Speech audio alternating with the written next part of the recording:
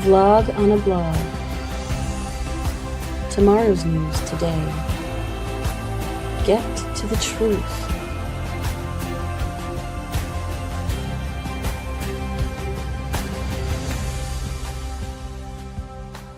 Listen, learn, live. Visit us at yadayah.com. All right. I love the new introduction. Good to see you, Kirk. You're looking pretty spry. So understand a move is in order. You're going to leave the icebox of communist Carmel. Yeah. Going to move up to the wine country and be up looking on a hill overlooking Sonoma. Well, overlooking Santa Rosa. Okay. Sounds lovely. Yeah. You're going to pick up at least 20 degrees, maybe 30 degrees during the summertime. It's what the average temperature in Carmel and the California summertime is at about 52. 52 to 62. It seems to be a lot of that. Okay. And rain and wet and nasty. Yeah, and foggy and foggy, And you'll shed a few of the communists. Yeah. A lot of farm belts out there. People who have to make a living and they actually go to work. Oh, okay. Wow. That sounds lovely. So we won't have pictures of this studio. You'll be in a different studio. Yeah. Here in about a month. We'll be somewhere in the house. Somewhere in the house. We have to figure out. You're going to arm wrestle for who gets the guest house, who gets the studio, who gets the. That battle was already lost, and you know who won that one. Okay. But I'll have a corner somewhere that'll be all mine. So. Okay, you'll have a spot somewhere, huh? Okay. Even if it's outside under a tent. Well, you know, I said on the thing by the pool. Okay, pool. Just a little pool. It's a nice one. Okay. Sounds great. All right. Well, we're going to jump right in here. The first post was put together by a Marxist that is blaming capitalism for the fact that a shocking 92% of U.S. adults are not going to the doctor because it's too expensive. What they don't realize is America went from a capitalistic system of healthcare, which was the best in the world, where most people had health insurance. You could afford health insurance and you had it, and the product was really good. You didn't mind paying for it. To the point where they approved Obamacare, socialized medicine. And if you were among those who actually was responsible and paid for your own health care, you couldn't buy it anymore. That product that you bought was only being given to the people that didn't pay anything for it, and the actual product that you bought, you couldn't buy anymore. And you had to pay an exorbitant amount for a product that wasn't even tolerable. So I recall that when I was in Florida, I said, all right, you know, I had left Virginia, no longer had anything to do with my farm, so I didn't have a group insurance policy anymore, and I was on my own. I tried the Obamacare marketplace for part of a year. I signed up for it, paid my money, and they did not let you choose a doctor. You had to go to the cattle mill. And I remember showing up there, and it was the most hideous, horrible, sickly scene I had ever seen. It is like we had gone back to communist Russia 50 years ago. And I waited there in a really hideous environment, surrounded by all sorts of sickly people, for about 5 hours of my time I wasted. I finally got in to see a doctor who was really unhappy to have to be there. And the only thing they were interested in giving was STD checks. I'd moved to South Florida. I said, probably not the worst thing in the world to have. She came back. She says, "Oh my God, you're the first person this week that has tested negative." I said, "You don't know that, but we get almost universal positives with our STD checks here. You're an anomaly." But I walked out of that experience saying I will never go back. I would rather die than have to endure socialized medicine. That's my view of it. And I came here. We have a singular hospital on this island. It is run by a socialist government here.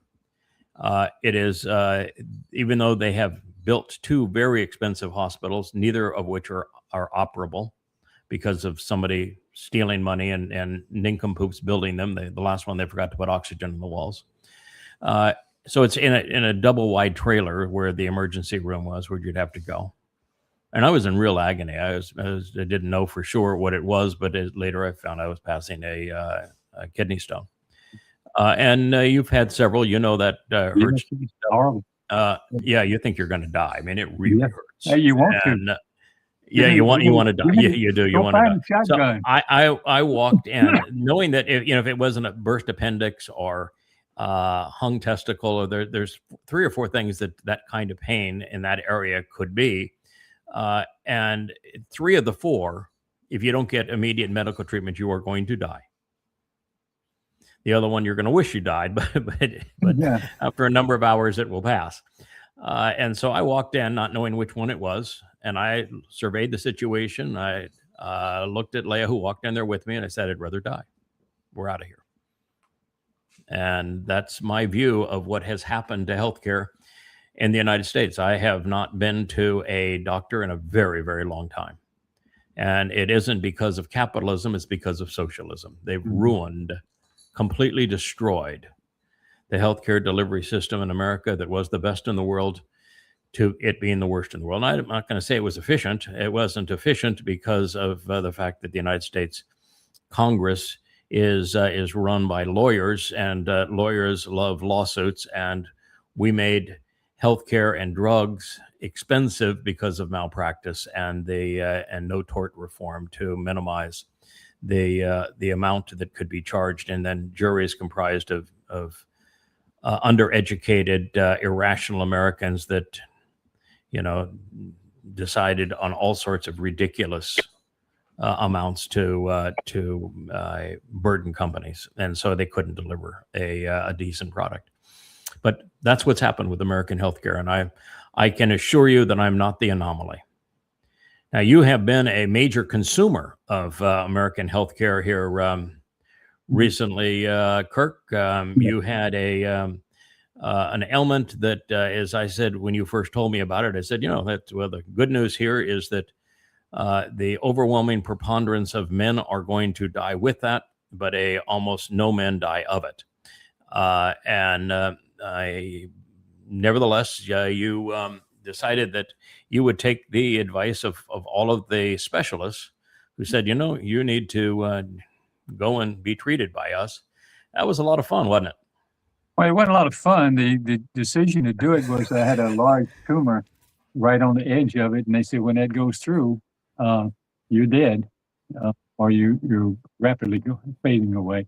So it wasn't something that I was really given that kind of a choice. So I chose to do that. But after the radiation 39, 40 times, that was horrible. I was ready to die.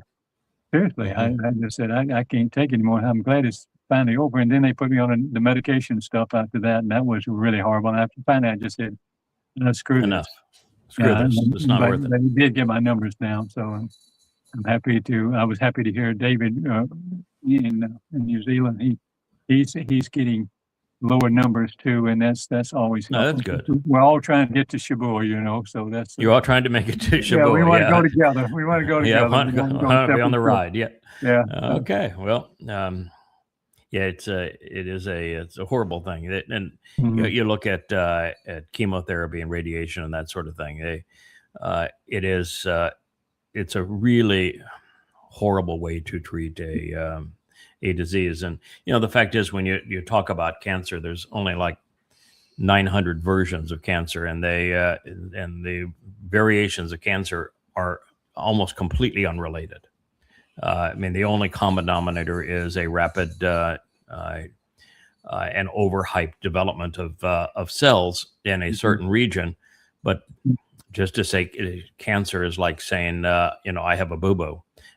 because all boo-boos are boo-boos, but cancer there's really nothing in common with the various forms of cancer, and the way that we treat it with chemotherapy and radiation is deadly. When you're treating somebody with something that kills everything, it just happens to kill the more hypoxic cells, because when they reproduce rapidly, they close off the vascular flow, which means your cancer cells get less oxygen than other cells. So they're hypoxic, and therefore they're not as strong.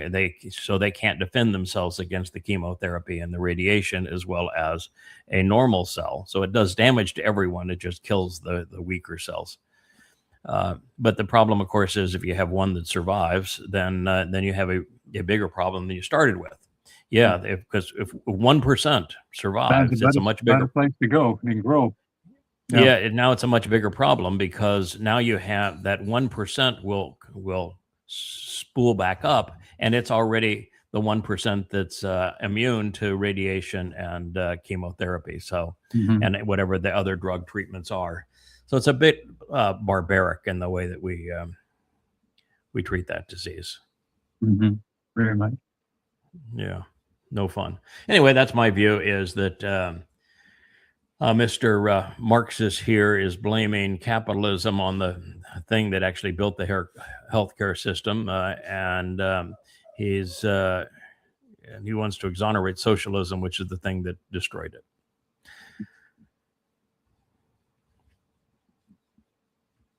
Yeah, this is interesting here. So you got Hog's Breath, having been the first Secretary of War since, back since FDR, I guess. Before we had a Secretary of Defense, he made it a Secretary of War, and of course he lost his first war as the Secretary of War. And I just wanted to put in perspective the difference between the United States and Iran, the country he lost to. Because he didn't just lose, he destroyed America's armament reserves while losing. And so America tops the ticker tape parade with 1.1 trillion that is the disclosed Department of War budget. Now, on top of that, there was all sorts of extra bills to fund the Department of War even more, and that does not include all of the black ops programs, the secretive weapons development programs that are in different places in the budget, nor does it include the most invasive spying mechanism between the CIA and the NSA of any country in the world, that's also in the hundreds of billions of dollars. So all total, America is probably closer to 1.5 or 1.6 trillion in its spy military budgets, including all black operations. So you've got America up there at 1.5 trillion. Next on the list is China at 300 billion. 3 times. Well, it's 3 times if you don't consider all the stuff that we have off books and the spy apparatus of the United States. It's closer to 5 times if you consider all of that. And then you have Russia at 190. Germany, who couldn't fight their way out of a wet paper bag today, squandering 110 billion and getting literally nothing for it.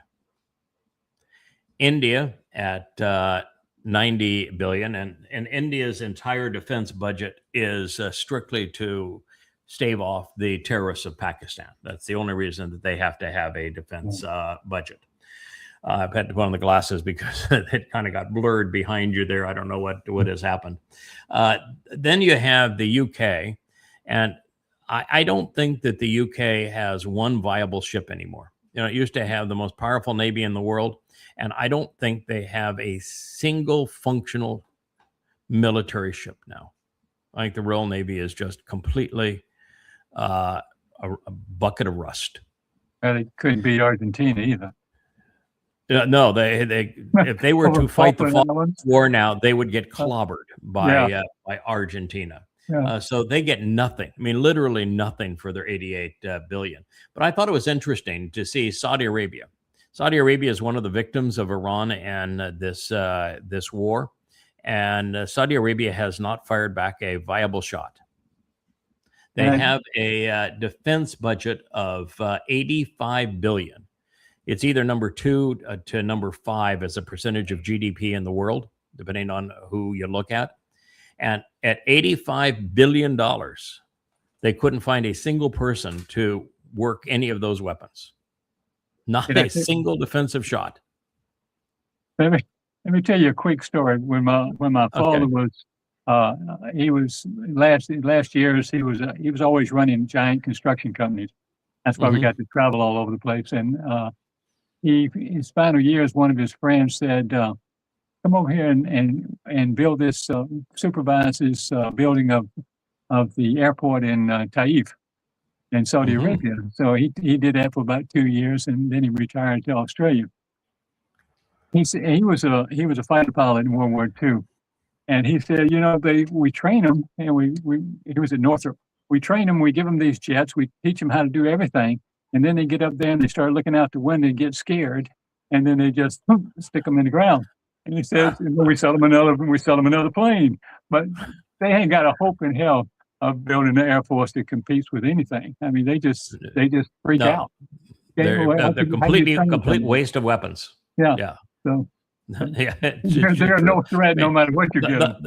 The last time they fought is when the Brits bribed them, and it was the Wahhabs that Brits bribed to ride camels and swing scimitars against the Ottoman Turks in World War I. That was the last time they fought successfully.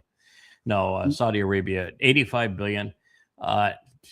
Number 2 in terms of expenditures as a percentage of GDP, and they can't even defend MBS, who is hiding in a hole someplace.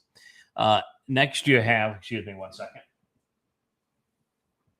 There he is. We have another co-host that wants to either join the show or just drink my tea. It's green tea today. He happens to love green tea, so we'll top him off and give him a little green tea. The next you have Ukraine. It's 70 billion, funded entirely by other countries, particularly the United States and Europe. They ain't got 70 billion. Yeah, France is 67 billion, and the French war salute.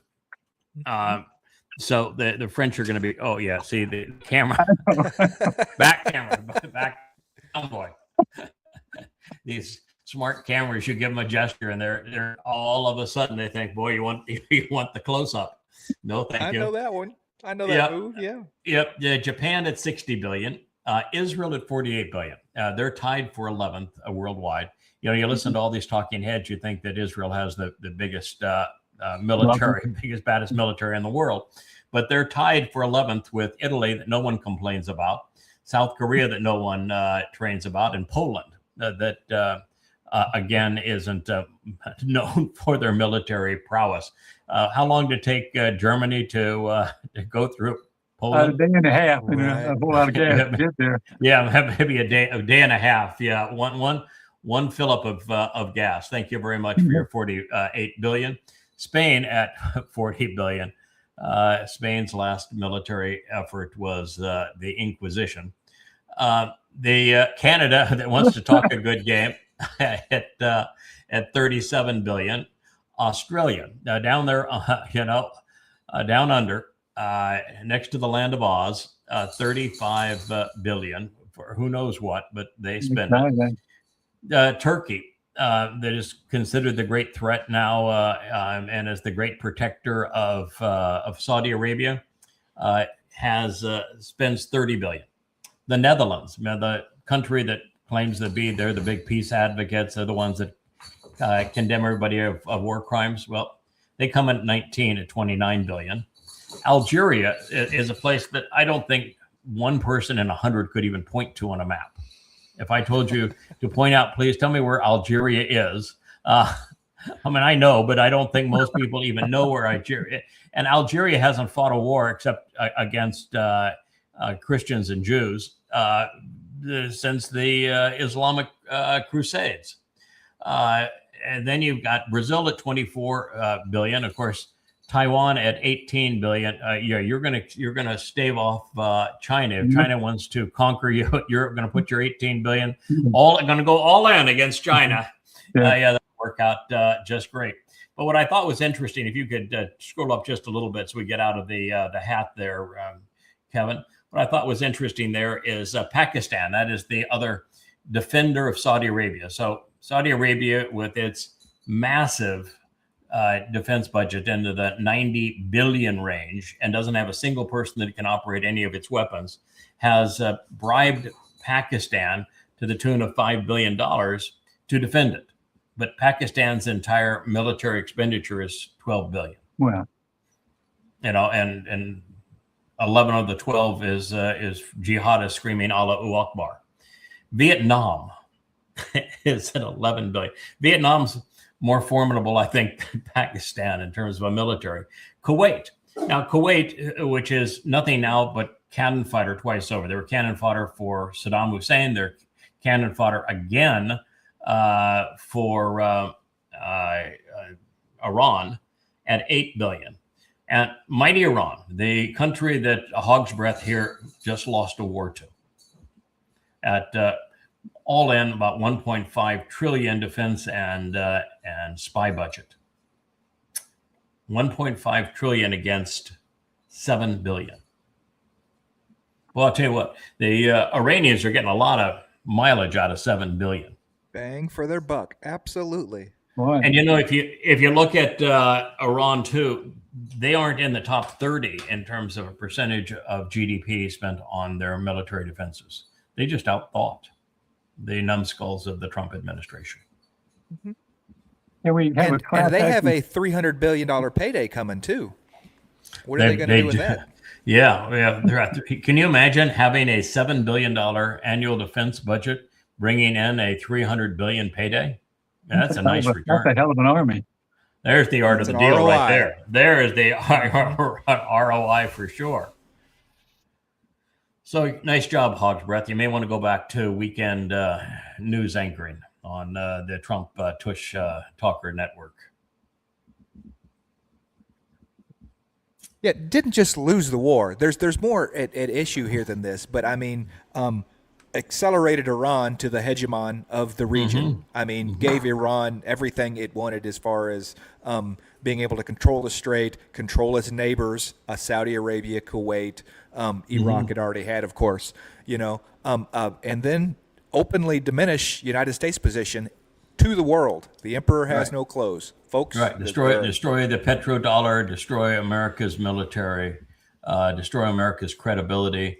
It's pretty tall cotton for a weekend newscaster and alcoholic. Mm-hmm. Yeah. Highly in 2 years. High achievement. High achievement. Not even in 2 years. Yeah. In less than 2 years. I always figured that, you can what it takes years to build something, you can destroy it in a matter of moments. Oh, Hog's Breath absolutely. is perfect. Wow. Mm-hmm. I love this. This is the woman, the brunette there. She's the woman that Trump was had that interview with in the barn, surrounded by all those nice tractors and everything. Really a nice barn, and it was raining outside. So he said, I got angry because it was raining outside. I guess he's like the Wicked Witch and the Wizard of Oz. He melts in the rain. And then he got up. He threw off his lavalier mic. He hit the chair on the way out. Cursed this woman. So it was really interesting. She was given the first interview as to what actually happened and the great catering cart Caper. caper. It's catering cart there, caper. Thank you. Yeah, the catering cart caper. Yep, I was lost for that last word. I appreciate you. That's the mind, they say, is the second thing to go. So the fact is that the catering cart caper, she was given the actual scoop of it.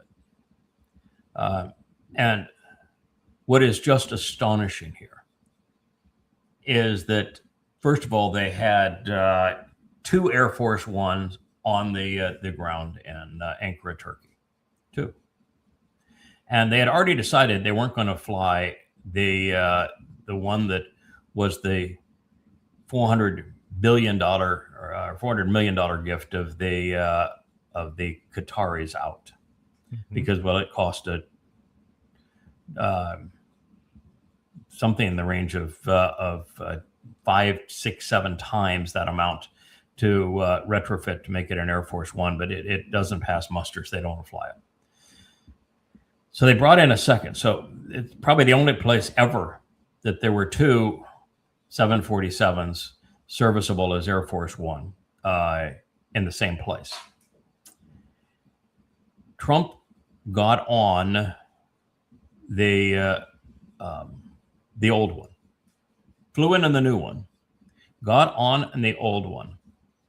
They had, when he boarded, he did the wave and everything else. They had him and the last 2 went on with him go directly through to a catering cart. They actually had the area closed off. They put him inside the catering cart because they had to roll the catering cart over the bridge into the catering truck.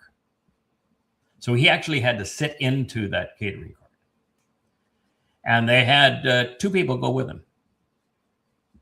You know the 2 people that went with him on, and it wasn't even one of the Air Force One 747s.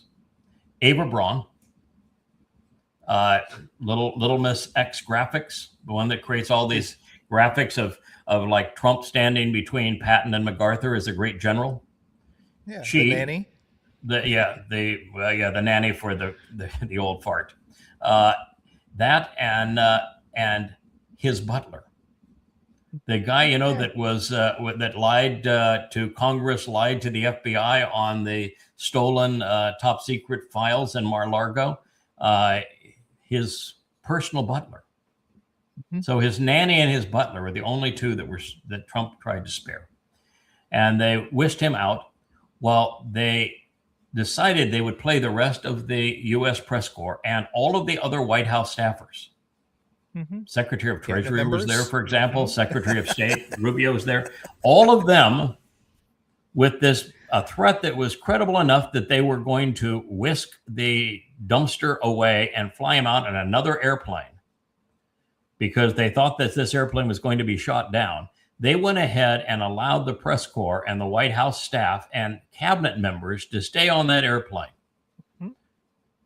because it made it a more effective decoy. If they sacrificed their lives.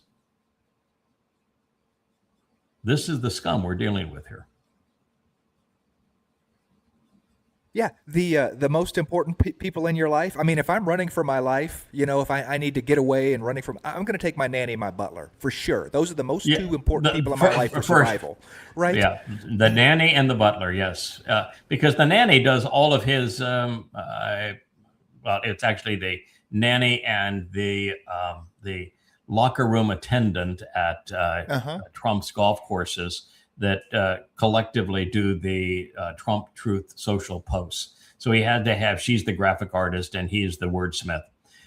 So speaking, of course, for the President of the United States, nothing wrong with that picture at all.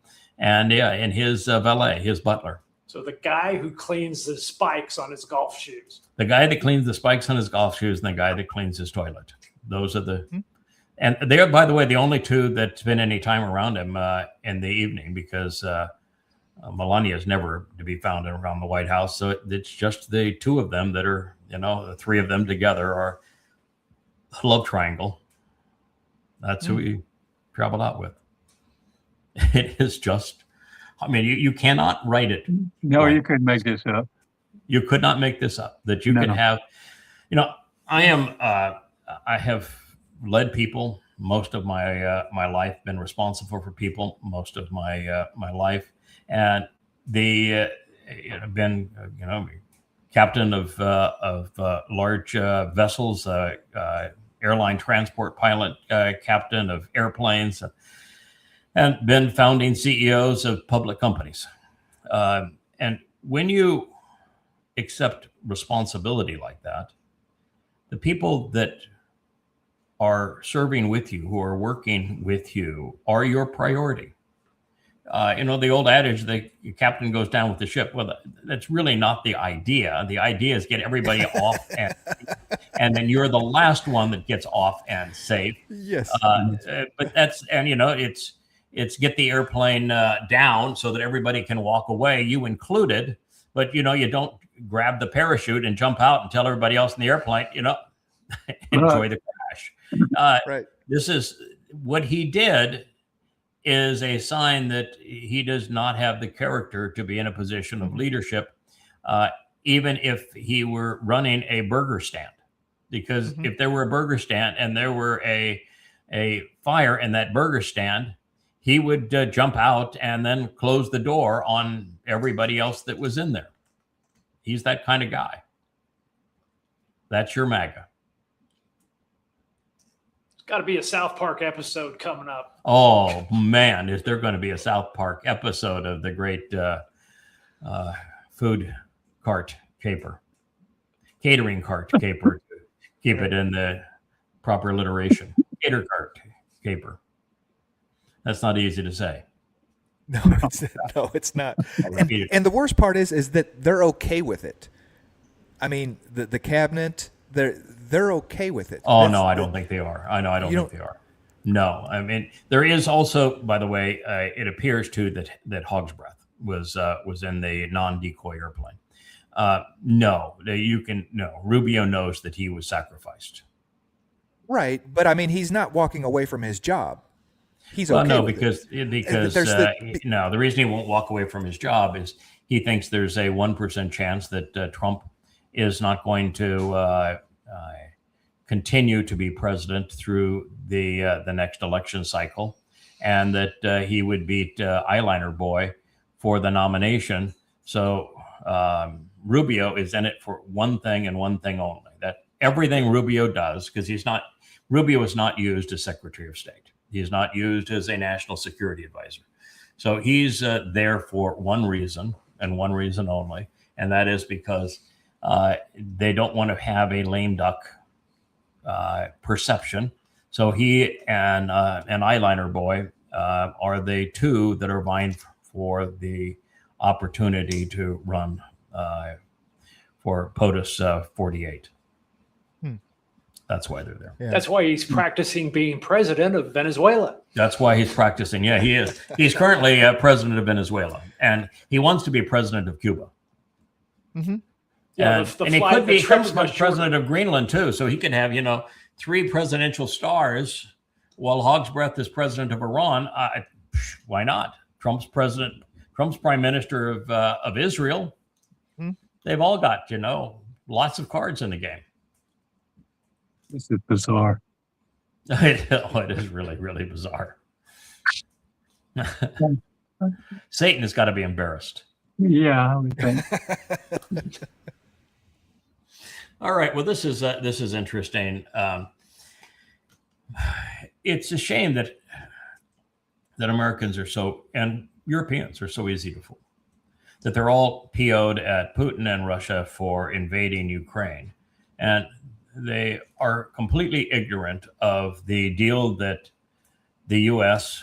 and Europe and NATO made with Russia, going back to James Baker when he was Secretary of State, where the promise was made: if you, Russia, give up East Germany and East Berlin, that was a big damn ask, and allow Germany to be unified again, then we promise we will not increase the footprint of NATO or move NATO 1 inch closer to Russia. And of course, since then, there's been like 30 additions to NATO, all of which are closer to Russia. That was the deal. Russia gave up a great deal. Mm-hmm. Germany was unified. And then the U.S. did what the U.S. does. It lied. But that's not the end of it. Then George Bush said, we're going to make Ukraine part of NATO. That was the breadbasket of Russia. It's just, it's kissing cousin to Moscow. I mean, it's Kiev is probably the closest major city to Moscow. It was untenable that George Bush could say such a thing, but he did. And then when asked about Russia's response, he says, I don't care. Of course they hate it, but what do I care? And then NATO began to do almost all of its military games in Ukraine. And we were back to the Cuban Missile Crisis, this time, though, played by idiots. Devastating. And then it got worse with Victoria Nuland and John McCain and Lindsey Graham arming the revolutionaries to overthrow the popularly elected government of Ukraine, which was pro-Russian. And then the International Monetary Fund bribed the Ukrainians and said, we'll give you money on better terms than the Russians were loaning you money. But you'll be under our influence. And now we had a government that America had imposed through regime change. And the moment that occurred,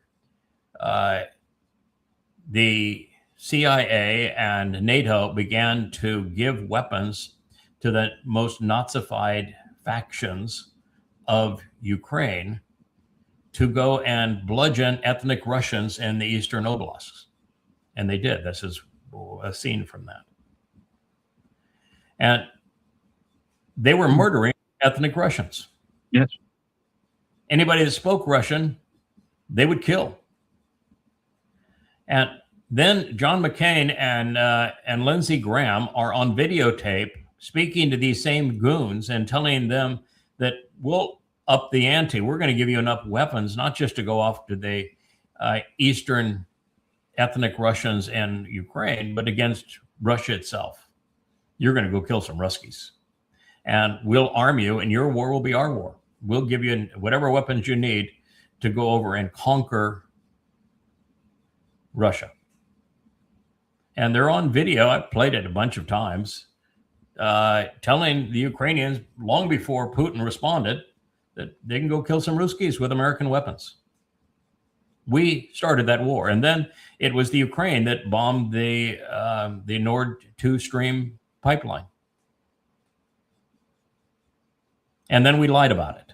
The Americans lied and made it sound like that it was the Russians who were the aggressors. And 80% to 90% of the people in the West, in America and Europe, are so easily fooled, so ignorant, so irrational. They blame Russia and think that Ukraine is defending itself, as opposed to Ukraine is nothing but a bribed proxy.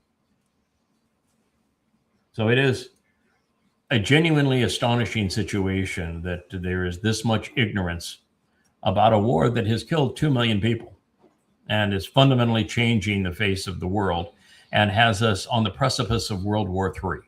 Mm-hmm. And right now it is an annihilation. The Russians have Ukraine completely surrounded and unable to replenish anything and unable to sell anything. So it's a really bad situation. And it's all caused by the United States. We are the bad guys, not the Russians. How did America get so stupid? Honest to God. One of the when I hear that question, the first thing I go to is the realization that more than 5 years ago, you knew, reported, and proved that the overthrow of Assad by arming Islamic terrorist groups was the purpose of the CIA, and that they had orchestrated this and had been working on it for 20 years. And yet America thinks that they weren't responsible. America wants to fuss over what happened in Benghazi and not talk about why there was the unprovoked and inhuman destruction of Libya for absolutely no reason other than Muammar Gaddafi was ready to have a gold-backed currency to eliminate the petrodollar in Africa. This is what we do. Or that, as I did 10,000 radio programs to prove that George Bush lied about Afghanistan and Iraq. And Millions of people died. The United States is scum.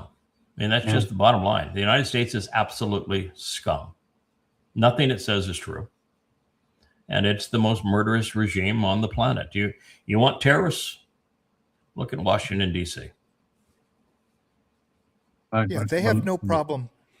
They have no problem here using actual Nazis to support them and going and killing people inside their own country.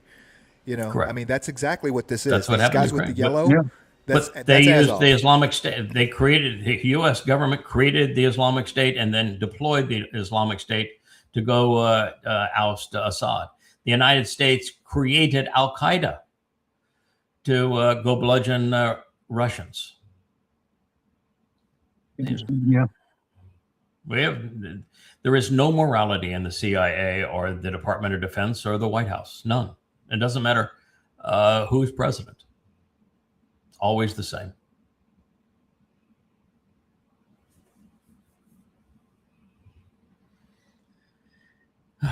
You know, anytime I see a woman wearing a hijab, I just want to puke and turn it off. Unfortunately, this woman was forced to wear it. I don't know if she would have worn it otherwise.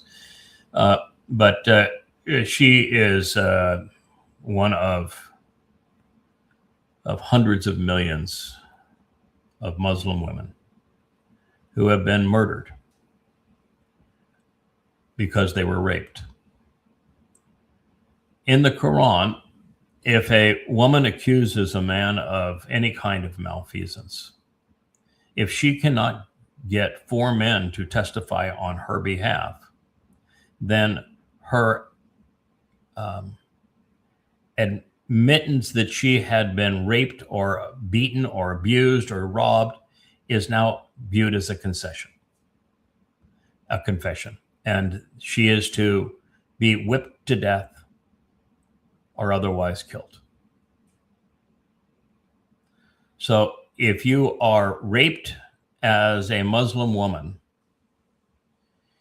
the rapist has nothing to worry about. Never be imprisoned, never have anything done to him.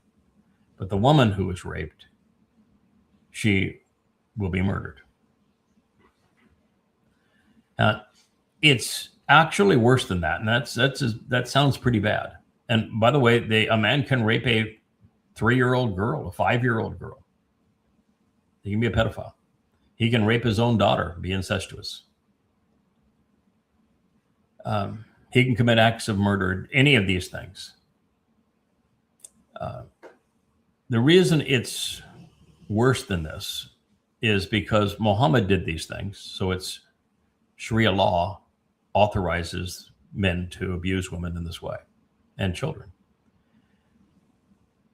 The voice of Allah is Muhammad.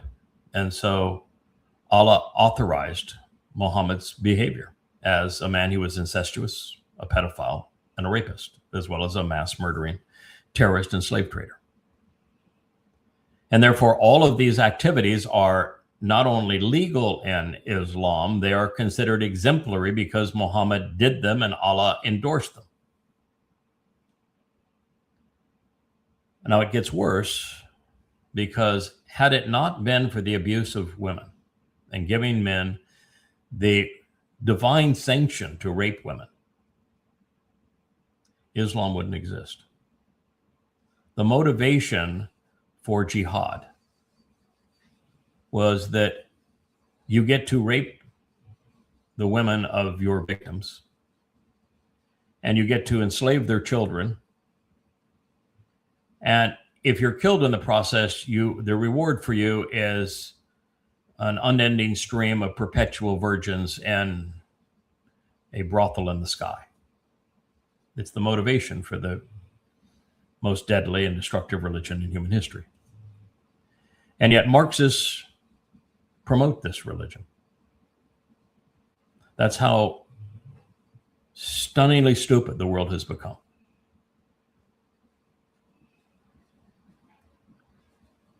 Now, everything I've said,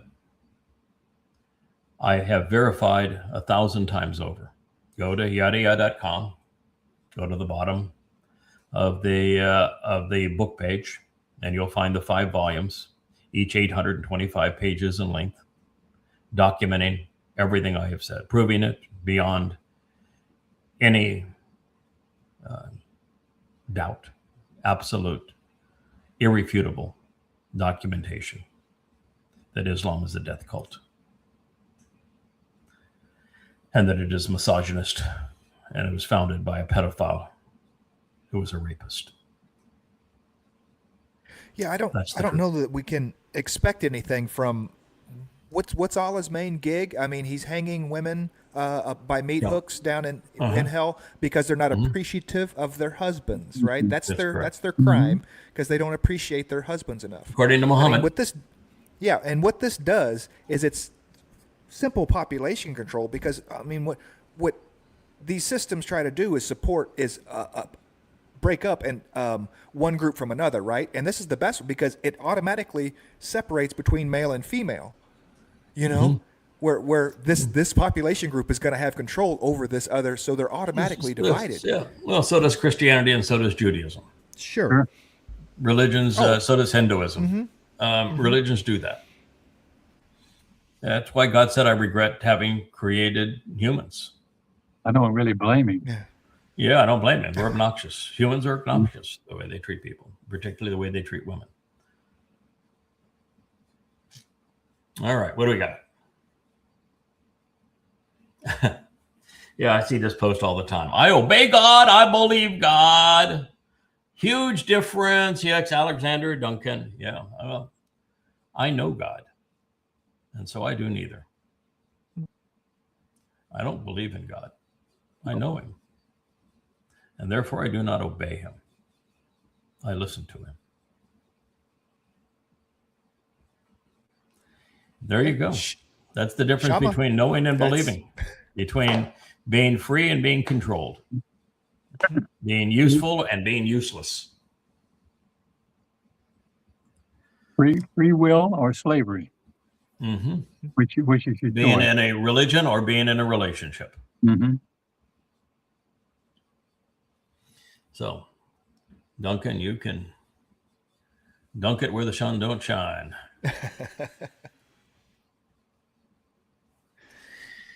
This is an interesting poster. It gets actually very, very detailed in the more section on it, but it's on abrogation.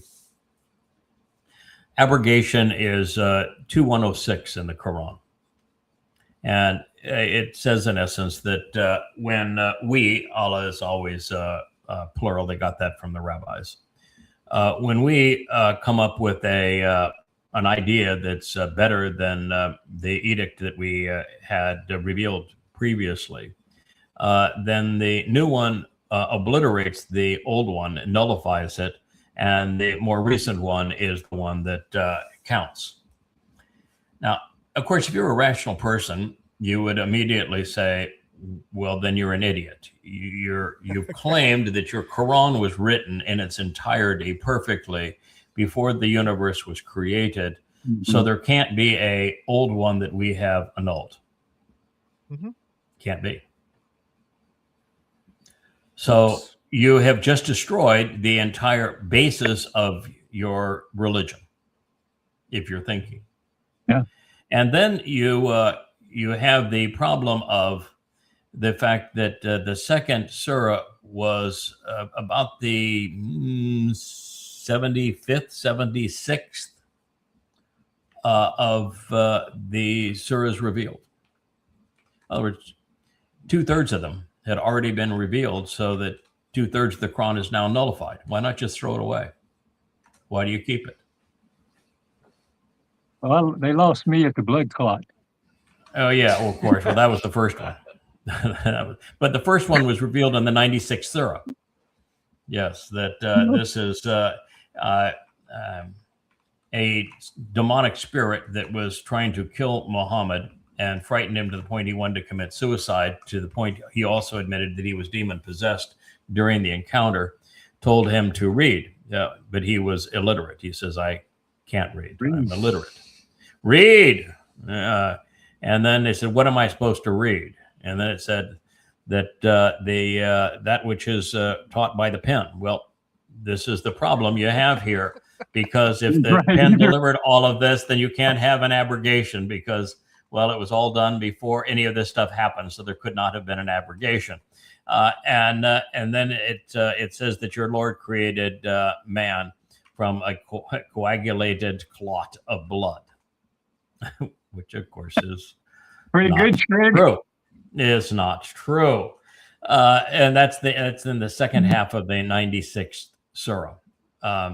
So the Quran is a jumbled mess. Now, the other problem with abrogation was two more problems that I want to bring up with abrogation. One is that a God who contradicts himself cannot be trusted. Anyone else? Yeah. So he is admitting that I'm contradicting myself so much that I have to have a rule as to how to handle my contradictions. Therefore, that kind of God cannot be trusted. That's the problem with Christianity, of course, is that the God of Christianity contradicts the actual God, and that kind of God cannot be trusted. Now, the other problem is that the Quran is a jumbled mess. Mm-hmm. You know, the second surah was one of the last revealed, and yet it's number 2. Number 1 was never revealed. And the last surah revealed was number 5. The second last was number 9. And here, the 96 we just heard was the first. So the Quran is a jumbled mess. So how are you supposed to tell which ones were revealed first? You find a guy who puts it in chronological order. You do, and I know a guy that did that. That's the whole basis. And I read his book. Yeah, that's the whole basis of goddamn religion, is that I reorder the Quran chronologically. I provide 5 of the most famed and highly revered translations of the Quran, plus I provide my own. And then I set the Quran into the context of Muhammad's life using the Hadith, which are actually more credible than the Quran because they have documentation. They come with who said them to whom, where the Quran does not. But yet the Quran was spoken by the same person to the same audience and maintained the same way. It just doesn't have the documentation that comes with the Hadith. And they all tell the same story. But I reorder the Quran chronologically, set in the context of Muhammad's life, provide 6 translations of the Quran, sometimes as many as 15 and 20 translations when it's really an interesting statement, and prove emphatically that Islam is a death cult, that it's a terrorist manifesto, that Allah is not a God and Muhammad was not a prophet. But the 2106 abrogation is particularly vile. And what Muslims will do with it is they'll say, well, you know, there's peaceful verses in the Quran. Yeah, but the peaceful verses all came early and they've all been abrogated, and you know that. So why do you say that? And the ones that came later say, you kill them wherever they are. Doesn't matter who they are, you just kill them. You know, kill, kill, kill. Allah loves a good kill. Allah is a terrorist. Be terrorists. So this is the nature of Islam. It is not in dispute. Can't be argued. The nature of the religion. I would claim it's the dumbest religion ever, and that the Quran is the worst book ever written. But, you know, there's some stout competition. I mean, Mormonism, Scientology, the New Testament's not very bright. The Talmud's really stupid. But, you know, the Talmud is essentially the Quran. Everything in the Quran that has a religious veneer came from the Talmud, all of it. So, what a mess. And then you have the cost of that mess being in the first 100 years of Islam, 200 million people being killed by the initial Muslims. Islam had killed 200 million people before the first Quran was printed. Wow. Well, And maybe you can like still the see Marxist. where they were, because they haven't relinquished any of those countries. They're look at the Muslim and Arab countries that go from Africa all the way into Asia. It's a huge swath of the world, and it was all under the basis of convert or die. And sometimes we don't really want you to convert because your children are worth too much as slaves, and our men are motivated by raping your women, and we want to steal what you have. So we don't want you to convert. We really would much prefer to kill you. That's why they killed 200 million people. It was a third of the Earth's population at the time. And they continued to wage war for almost a millennia. And now they're back at it through terror. I was going to say maybe it's like the Marxists that they just haven't done Marxism right yet. They just need to keep practicing, right? Islam so is just like they keep on practicing. There won't be any humans left because Mao yes. Zedong, he practiced. He killed about 80 million, and then you had Lenin and Stalin. They practiced. They killed about 70 million. Yeah, keep on practicing. Then you had Hitler. That war led to the deaths of about 55 million. Yeah, just keep on letting his socialist practice. They'll really get good at it.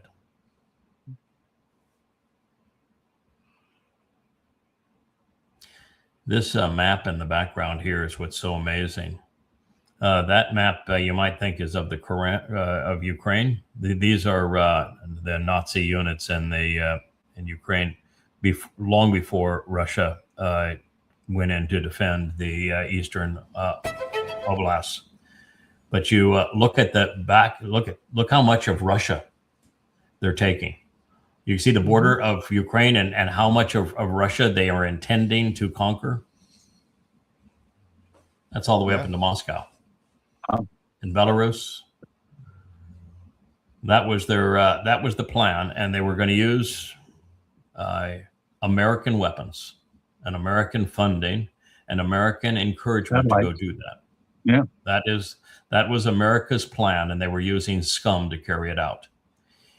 You want to complain about the Ukraine?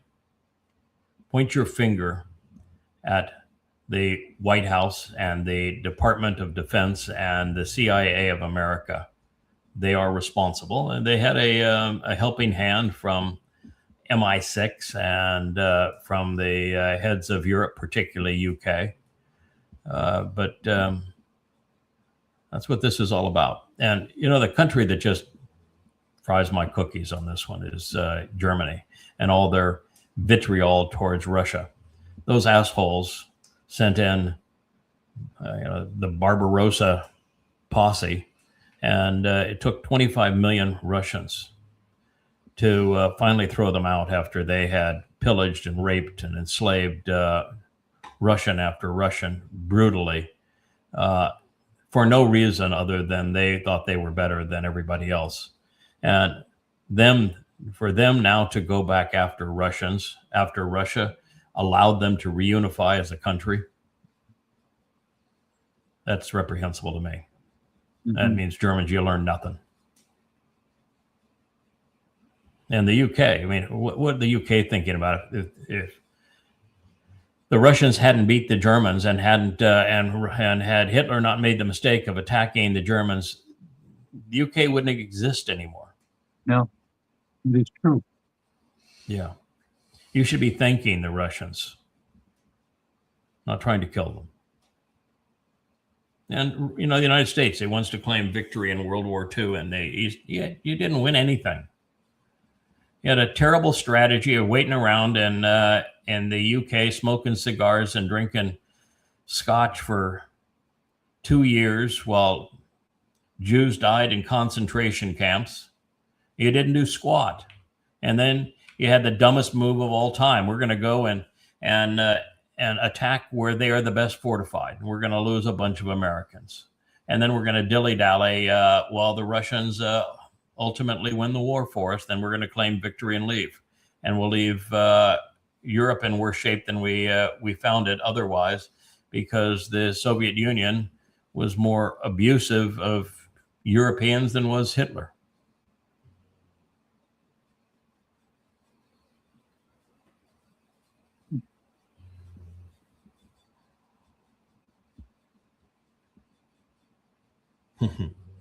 Yeah, this is the picture. This has Eva Braun and the valet.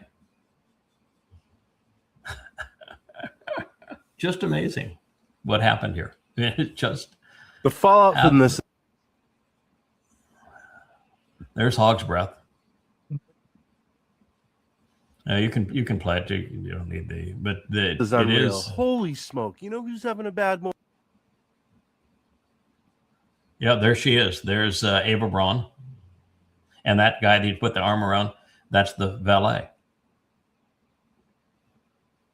That is all that was escorted off the decoy, with all the rest of the White House cabinet staff and the press corps left on the plane that they thought was going to be shot down.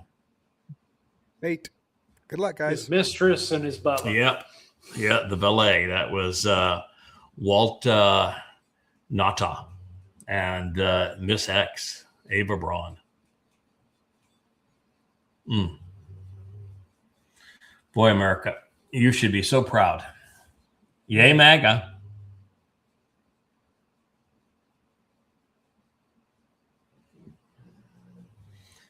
This is funny. This is Yeah. good stuff. Yeah, they're kissing the ground here, men and women, because they've been lied to and say this is the ground that Muhammad walked on. Muhammad was never in Mecca. Mecca didn't even exist when Muhammad was alive. The Kaaba was a rock pile and Petra. Petra had been a thriving metropolis. And was famous for doing what Mecca was credited for, being a watering hole for caravans and being a very religious center. Because Petra is properly situated. You're going to sail all the way up the Gulf of Aqaba, and you're going to disembark there and take camels from the northern tip of Gulf of Aqaba into the Mediterranean. It's the shortest route. There is no one in their right mind that's going to get off the trading ships anywhere in Yemen or Arabia and go over that desert in camels all the way up, when the only intelligent way to go would be to stay right on the boats and go all the way up to the northern tip of the Gulf of Aqaba. And if you do that, you'll come right into Petra. It's in that Great Barrier Reef rift there. And it was famous for all of those things. But Petra had fresh water. Well, they did up to a point. The aqueduct that the Nabateans built there in Petra crumbled, as did the whole city. Was destroyed. There was an earthquake in the 4th century, and it obliterated the place, such that it was just not. Now it wasn't just a rock pile to rock gods, which was the nature of the Kaaba, because everything fell apart. But the conditions were so bad that it became a sunny place for shady people. And you had everybody that was trying to run from Rome would hang out there. So you just had a mix of nutcases there. And that's where the original rock pile to rock gods was, the Kaaba. It was just in the ruins of other former temples. And that's the reason why, if you go to Petra, you'll find the first mention ever of Allah is actually in Petra. And you also find the other Quranic gods, particularly Allat, Manat, and Al-Uzza. They were the main gods in Petra. So Muhammad was never in Mecca. It didn't exist at the time. He was in Petra, and he went from Petra to Yathrib. Yathrib is today's Medina.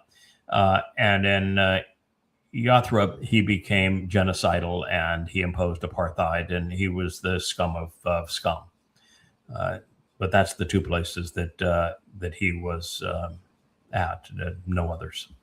And here you have people kissing the ground where a man walked who, according to their own scriptures, was a mass murderer, a slave trader, a pedophile. He was incestuous. He was a rapist. He was a liar. He was a thief. He was sadistic. And that's the ground they're kissing. That's just amazing what religion will do to people's minds. They probably got to pay to get into this place, right? I mean, it's not like it's just. So it's the same. It's the same shtick that started Islam with the whole pray to get in, to pray to the rock gods, right? You pay to. So well, you know, there's the scam that was the tribe of Beni Hashem, which was Muhammad's tribe, the cleaning which Muhammad was Jewish. And the Nabateans, Petra is stone's throw from Jerusalem. I guess that makes the ride of the winged ass a lot more credible, because it could have maybe made the leap. But the fact is that the gig was, if you have a rock god, you can store your rock god with us. We'll provide housing, watering services, feeding services, for dusting services, even for your rock god. Your rock god will be safe with us, and you can water your camels and have care and feeding for your rock god. That was the whole thing of the Kaaba, and all of the rites and rituals of Islam, the prostration, butt-up prayer, the Hajj pilgrimage, all of it, including the Kaaba itself, all of it is part of the pagan religious scam of Muhammad's clan, which were Jewish, in Petra around the Kaaba. It all made it into Islam wholesale. Yeah, is it the Qur'an verse that says reorientate your kippas? It's not hard, because they had to move them all because. And that one was written. There was right after Muhammad's death, and they had the War of Compulsion. There were two rival forces of Islam. One that became the Sunni and Shia rift now. One that claimed that Abu Bakr and his clan were the rightful heirs, because they're the ones who had, he gave up his 6-year-old daughter to be sexually abused by Muhammad, so he had skin in the game. That they are the ones who should run Islam, because it was a criminal enterprise, and being the godfather was a very lucrative deal. And then you had those who were descendants of Muhammad's adopted son, the one that he stole his wife in an incestuous affair. They thought that even though there was no real genetic connection, that they still wanted to claim it, that they were the rightful heirs, that it should be passed down that way. And so they fought a battle, and in fighting the battle, the rest of Petra was officially destroyed, and they needed to move the Kaaba to have control that they wanted to impose on the losing side. And since it was nothing but a rock pile of rock gods, moving it was a weekend's worth of work. And they built it in Mecca, is where they relocated it. And once they did, the line was added: change your Qibla. This is not going to be difficult for you. Reorient your orientation of bowing. And what you see is that the mosques that were built before that war were all angled towards Petra. And then once that war was fought and they moved the Kaaba, they changed the orientation of every mosque towards what is now Mecca. So this sounds simple. You're like by degrees, but if you're east of Petra when this change happens, you have to do a 180-degree change to Mecca, right? 180, but it's a lot. It's a lot. And the proof from what I'm saying is overwhelming. And it's also overwhelming because Mecca is only mentioned once in the Quran, and actually twice, but one of the two times it's Becca. And Becca is the place where Rome had its largest shrine to the Lord. In fact, I think it was the largest Roman temple anywhere, was in the Becca Valley. So they got that dead ass wrong. And the other, it's not located, it's just a town that is mentioned, but it's mentioned in an addition because the Quran actually had not been written prior to all this occurring. So it was just easy for them to say, well, we'll just change your Qibla. We got a new Qibla, we abrogated the old one. Why would you have to do that unless you moved it? Well, they moved it. And of course, there isn't anything around Mecca that fits the narrative in of the religion of throwing the rocks at Satan and the cave of Ramadan and all that sort of stuff. But it all exists around Petra. Oh, Muhammad trying to commit suicide by jumping off the heights. The Yeah. whole thing is Flat. not more than 10 foot off the ground anywhere, right? Yeah, it's flat. Yeah, it's the whole thing of Mecca is and putting the blankie over the piece of shit, that ugly piece of shit that's the Kaaba, and of course it's black stone that's all fractured, which is nothing but a meteorite that's supposed to represent Allah, because he was by the time that Muhammad had prevailed over his clan, then he deserved the biggest stone, and the biggest stone was the black stone, and that's why it's the corner of the Kaaba. But if you're a Muslim, you're being played for a fool. Mm-hmm. But if you're a Christian, you're being played for a fool. If you're a practitioner of Judaism, you're being played for a fool. If you're Hindu, you're being played for a fool. If you're a Marxist, you're being played for a fool. So a lot of fools out there. It's about between all of those, and then you add the conspiratorialists to that, you probably have 8.2 of the 8.3 billion people on the planet today. And you have a few animists that you can throw into that mix, and other wackos of various types.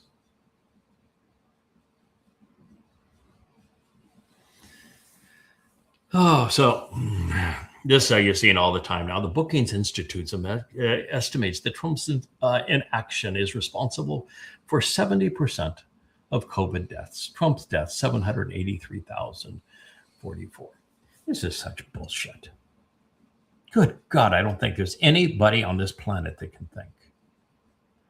Everything about COVID is a lie.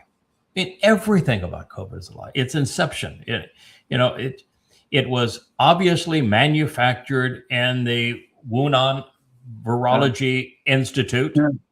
It is obviously documented in their published periodicals in the scientific community of how they tried to blend bats with Ebola, bats with HIV, and bats with SARS viruses together. And then they worked on and published their research that was funded by the United States at the behest of Fauci to improve the attachment, the crown, which is the attachment mechanism of the virus, so that it be more effective as that virus is spread between humans. It would increase the RO component of it. And that all of that was going on, and they had a lab accident. And it got out. And at that time, the Chinese knew exactly what that virus was because they had all the research notes on it. They destroyed all of that, and they developed their vaccines based upon it and beat the rest of the world by 9 months to a year on vaccines, and then deliberately allowed people out of Wuhan to the world to infect the rest of the world with this virus that they had manufactured with Americans' monetary support. The whole beginning of it was nothing but a lie, and everybody in the scientific community was lying about what I just told you, even though I reported that to you in February of 2020. Mm-hmm. And I proved it back then. And yet they all said that was a lie. But it turned out, no, it wasn't a lie. It was the truth. And now everybody knows it's the truth. Well, anybody with their head out of their tuchus knows it's the truth. So the whole inception of it was a lie. Then the next part of it was a lie is that that it should be integrated within the healthcare system as opposed to isolated from it. And so they brought the first COVID victims into the hospitals where people were already dying of other morbidities, and they killed them. And then they blamed the deaths on people that were dying from heart disease and vascular disease and diabetes and all of these other morbidities. They blamed their deaths on COVID, when we now know that 90% of the deaths attributed to COVID were actually caused by another morbidity. 90%. So there wasn't, 70% of, it's 70% of nothing. When you get down to it, it's 70% of nothing. And it was caused because of the fact that we brought the sick people into the hospital where people were already dying of other ailments, as opposed to quarantining them. We were stupid. And that the people that spread it initially were religious numbskulls, like in Korea, they were the Messianic Christian numbskulls, and in New York, they were the Haredi numbskulls. And they spread it amongst themselves by continuing to be religious as if a virus isn't contagious. And then when they got sick, the government brought them into hospitals where people were dying. And then they came up with the way that you resolve it, the action to resolve it made it worse, which is segregating people, telling people you have no more freedom, you can't leave your house, you can't go to work, you can't go to a restaurant, you can't go to a store, you have to wear a mask, and you can't even go to your job. They destroyed economies, and economies are what feed people and keep people alive. They destroyed livelihoods. They destroyed freedom. They destroyed even the will to live. So now that's the fourth mistake that they have made in the name of science. And then the fifth one is they came up with this stupid idea of manipulating your DNA as opposed to creating an actual vaccine. They came up with an idea, we're going to manipulate DNA to respond. And that vaccine worked for about 2 weeks against the original strand. And when the original strain of COVID mutated, as they always did, it didn't even last a week. So they made you get a second and a third vaccine when none of the vaccines worked. And in doing so, they did great harm to the credibility of vaccines that were actually beneficial to people, which is a devastating consequence to human health. Yeah. And they destroyed the credibility of science by politicizing it the way they did. And they gave people a false sense of security. And then they ran fear porn. Every day was a death count. And they didn't announce until the end that, yeah, well, okay, well over 90%, 95% of those that we listed as having died of COVID actually died with multiple of other comorbidities and would have died anyway. The whole thing was a lie, including the Brookings Institute number here and your post, Sarah M. It's all a damn lie, every bit of it. In the end, COVID was only slightly worse than the average flu. It's a little slightly worse because the triggering mechanism had been more effective. Slightly worse because it was a blend of HIV, SARS, and Ebola. Slightly worse because we did everything wrong. But otherwise, the mortality rate was about 1 in 1,000, which is typical. And the reason we know 1 in 1,000 is that they finally did surveys of entire communities to find out how many people were actually infected versus people who died. And what they found is that 85% of the people that were infected with COVID had no symptoms. They were asymptomatic. So they were never reported as having it. When you actually did the math then based upon knowing that, it was less than 1%. And, the victims were older people, people in poor health, and younger people. There you go. That's the story. The rest of it's fear porn and control, and we destroyed faith in politics, vaccines, and medicine, and the scientific community, all destroyed. That's your villain here. Now, was Trump an idiot? Yeah. I'm not defending Trump. What I'm doing is I'm attacking those people who are making these kinds of claims because you don't know what you're talking about. I got a lot of Torah read during that time. Just saying, it worked out all right for me. But you were already an isolator. Yes. Yeah. COVID was made for people like you and my wife and for Rich and for Perry. You guys were already in isolation mode. You like isolation. Mm-hmm. And something, I realized that you have a better plan. I'm going to full on isolation when this is all over. I've had a talk with the boss. I said, I've earned the right to be an introvert. When this is all It's over, a I'm going to really big isolation mode. universe out there. It's a really big universe out there, and I'm going to find myself a corner of it. Thank you very much.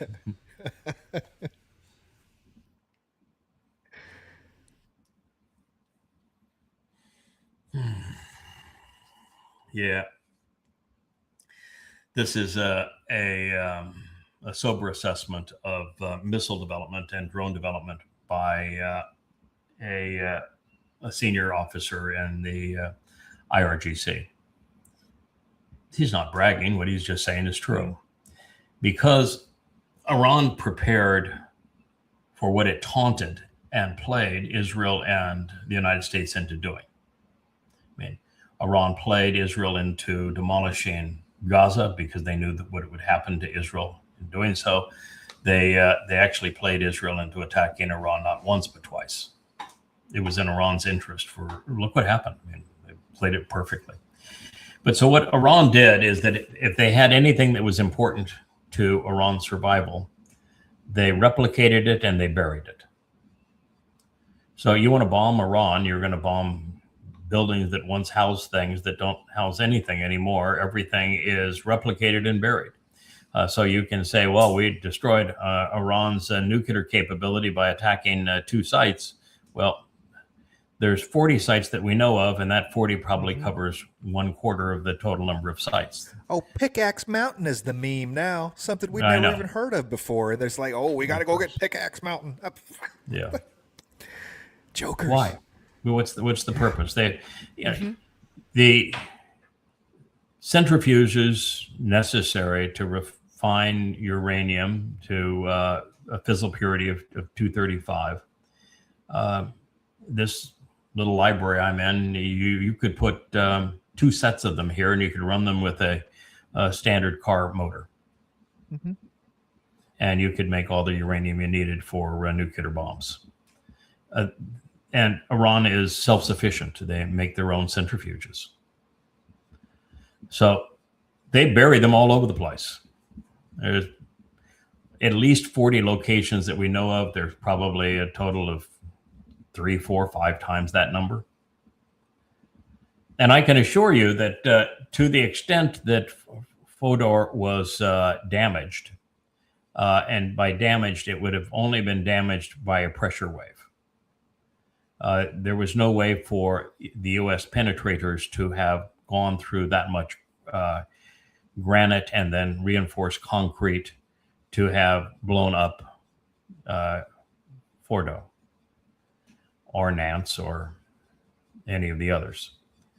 But if they were to have actually hit a ventilation shaft, and if the penetrator went down the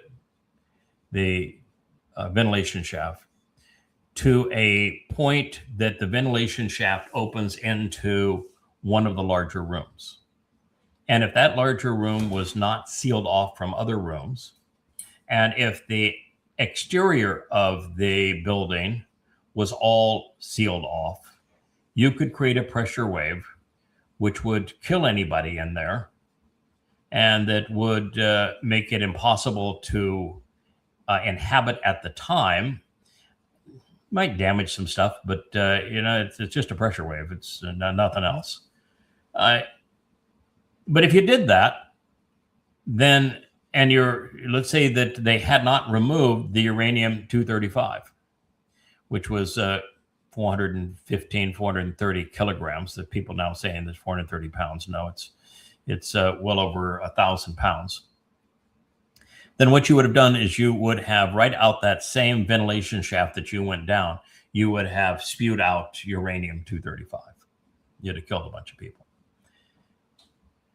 But we know from the satellite pictures that the Iranians moved it, that they knew we were coming. They had taunted America into it. And in the week prior to the attack, they moved it. And they moved it to not one, but many different locations. And the Pickaxe Mountain may be one of the many.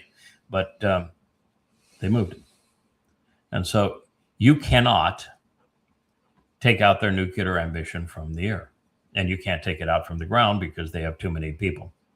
And The other issue is what they decided to do with their military. And remember now, their entire military budget's down there in the 7 billion annual range. Billion. They replicated everything. So if they're going to make drones, they're not going to make drones in one place. They're going to make drones in 100 places. If they're going to make missiles, it's not one place. They're going to make them in 50 places. And then they're going to bury all of those places. So they're going to be under mountains. And then on top of all of that, the next thing they're going to do is have multiples of them. They're going to bury them. And then they're going to take their deployment, the launchers and that sort of thing, and they're going to put them all around the country, and many of them in the eastern part of the country where nobody has access to. There's nothing anybody can do about it. And what he's saying here is that they manufacture far more missiles than they're firing. They're better armed. The more they fire, the better armed they become. It's the opposite of the United States. The more we fire, the less we can do going forward. So They've been doing this for 20 years, preparing for this. burying it, duplicating it, and then hiding the deployment of the systems. There you Yeah, go. it's fascinating how effective actual defense can be for the amount of money that you put in. It's the second that you want to try to get out of your own borders and go knock on somebody else's door and kick sand and stuff, that it becomes expensive, right? It becomes very taxing on us. The second you stay inside your own borders and just worry about other people coming to you, it's kind of cheap. That's one of the reasons I have said for years that America did not need a military. Mm-hmm. There's no nation on earth that has the ability to project a force, including the United States. The United States can't even project a force anymore. And no other nation even wants to try to project a force. Mm-hmm. And with the Second Amendment, America would have been impossible to invade and occupy. So there was no purpose of having a Department of Defense, which is what Thomas Jefferson, that's why he spoke out against it. You don't need one. Mm-hmm. Mhm. Second Amendment, you don't need a Department of Defense, and the Department of Defense is going to be devastating for the country. So you cannot justify the military of the United States. And America is not protecting itself from anybody, because you can't invade and occupy the United States with Americans being armed. So what's the purpose in any of this? Mm-hmm. Defending a country is not all that difficult if you're smart about it. I mean, America doesn't bury anything other than it creates bunkers for its politicians because they're special, you know. Mm-hmm. Can I ask a question? Sure. My whole adult life, we've talked about Russia has nuclear weapons. We have nuclear weapons. We We have this treaty. Then all of a sudden China had them, and then all of a sudden, then we even later Korea has them. Australia probably has them, and all our allies have them. NATO countries have them, and we're all told that with this mutual destruction ability, that nobody will use that thing. Mm-hmm. Why do they care about Iran? Yeah, they don't. It has. I know it's always something behind something, but no, it has nothing to do with Iran and having a nuclear weapon. Never has. No. Iran is the richest country in the world in terms of oil and gas. Yeah, in the Straits. It's the richest in the world. Yeah. There's the lie that it was Venezuela, but Venezuela's crude is too heavy. Most people can't even refine it. It's too expensive to extract, and it has very little use.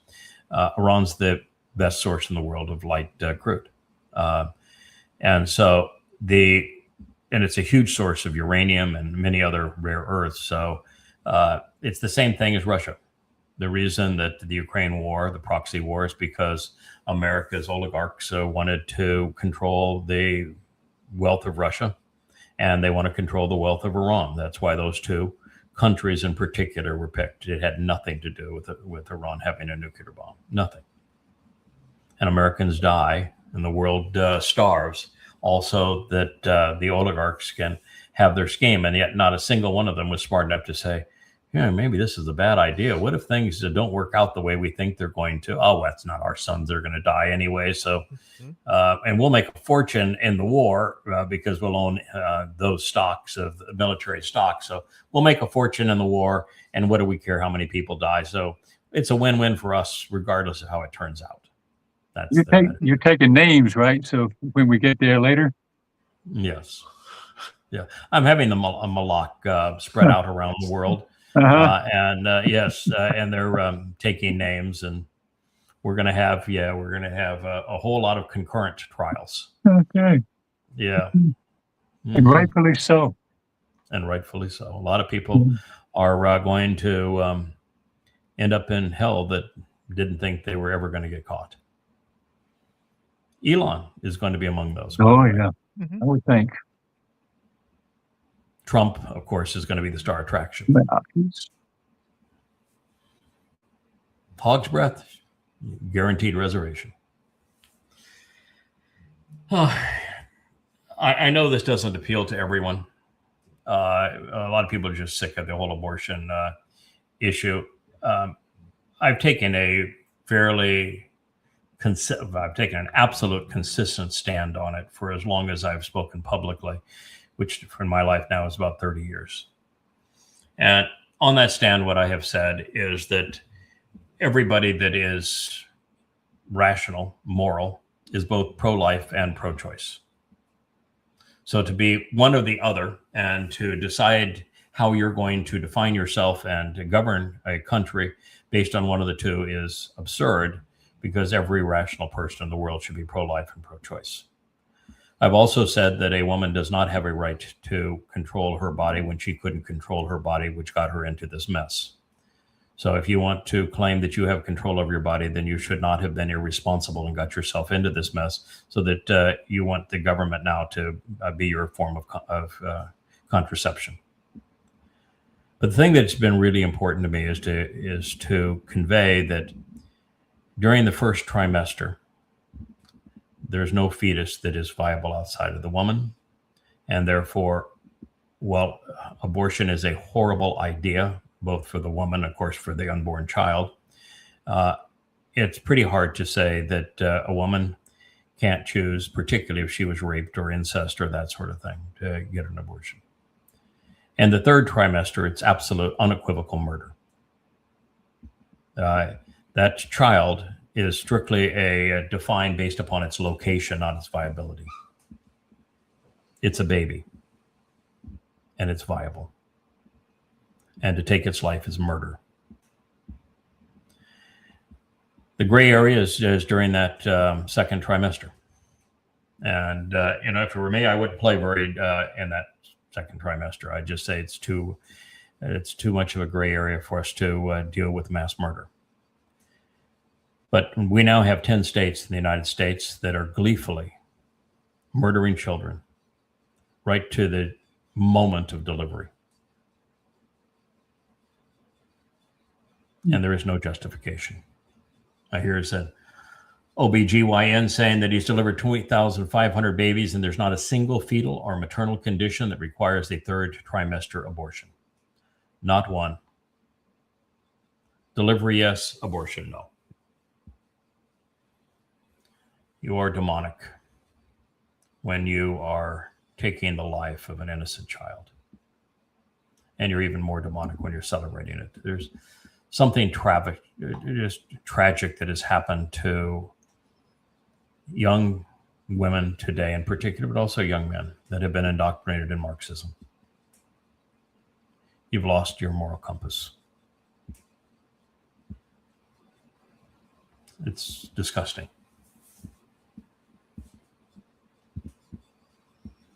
Yeah, the issue for me is very much like any other left-wing kind of issue. I mean, I look at it like the issue with trans people and stuff. I don't care if you want to have an abortion. I just don't want to pay for it. I don't think other people should be forced in funding your bad decisions and behaviors. You know what I mean? So I don't. No, I don't. No, I absolutely do not. If you don't care about protecting those who cannot protect themselves, you've destroyed your human card. You can be pissed, and I'm pissed, where our money is taken to do things we think are reprehensible, like our money is taken in taxes to go pay for a stupid war over in Iran, or a proxy war using Ukrainians to go kill Russians. And you can be as mad as I am about abortion used as a form of contraception by people who don't have the morality or the self-control to do it the old-fashioned way. But when you have a country that is authorizing the murder of children, you damn well better care. So it's not a I don't care about this, I only care about that. This is the murder of children. That's like not caring that Islam abuses women. I'm opposed to Islam for many reasons, one of which is it abuses women. They aren't in a position to protect themselves. It abuses them. If you don't care that 250 million Muslim girls have had their genitals mutilated, you've lost your human card. Yeah, you damn well better care. Excuse me for getting mad, but this is a real serious issue. I understand that completely. Perhaps care wasn't the right word, because for me, if I care about something, I'm going to do something about it. Okay. Right. And speaking out against it is kind of where we are in a tangible of being it, because it's a very slippery slope for me as an alcoholic, that is, as soon as I start to get angry about something, I want to do something about something, then I make very poor decisions about doing something about something. And it's usually using our words is what we're taught here, not bullets and bombs, but because you can get angry to the point that I'm going to do something about it, and those aren't necessarily. This is another issue that we need to be responsible enough, educated enough, disciplined enough to know how to wield words wisely. And if you aren't angry, then you're not being moral. So you have to be angry and you have to lash out at them. I'm going to condemn Planned Parenthood. I think it's a reprehensible thing in America. Yeah. And abortion is a reprehensible thing in America, particularly second and now third trimester abortions. They're murder.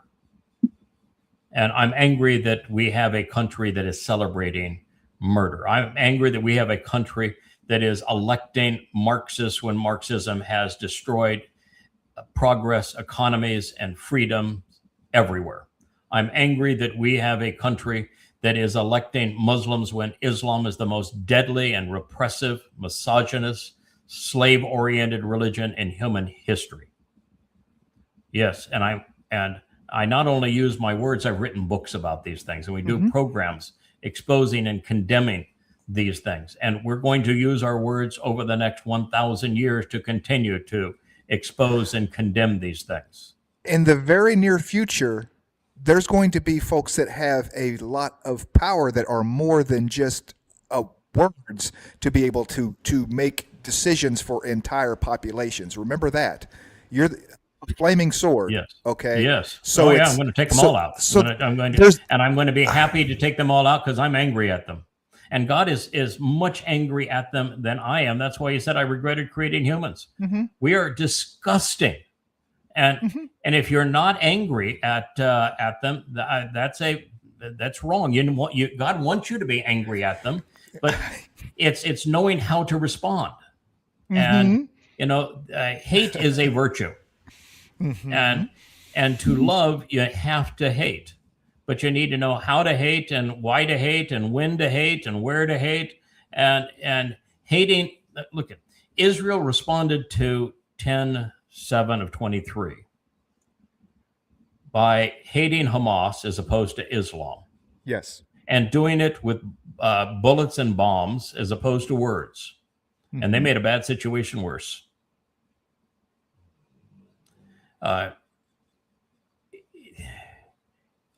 America got frustrated over Iran's frustration with America and decided to lash out with bullets and bombs as opposed to working a different narrative out and destroyed America and the world. Look, we have to recognize that 99.9999% of the world is either a promoter of gross evil or accepts gross evil. And that there are very few of us, down in the range of 1 in a million, that will speak out against these things.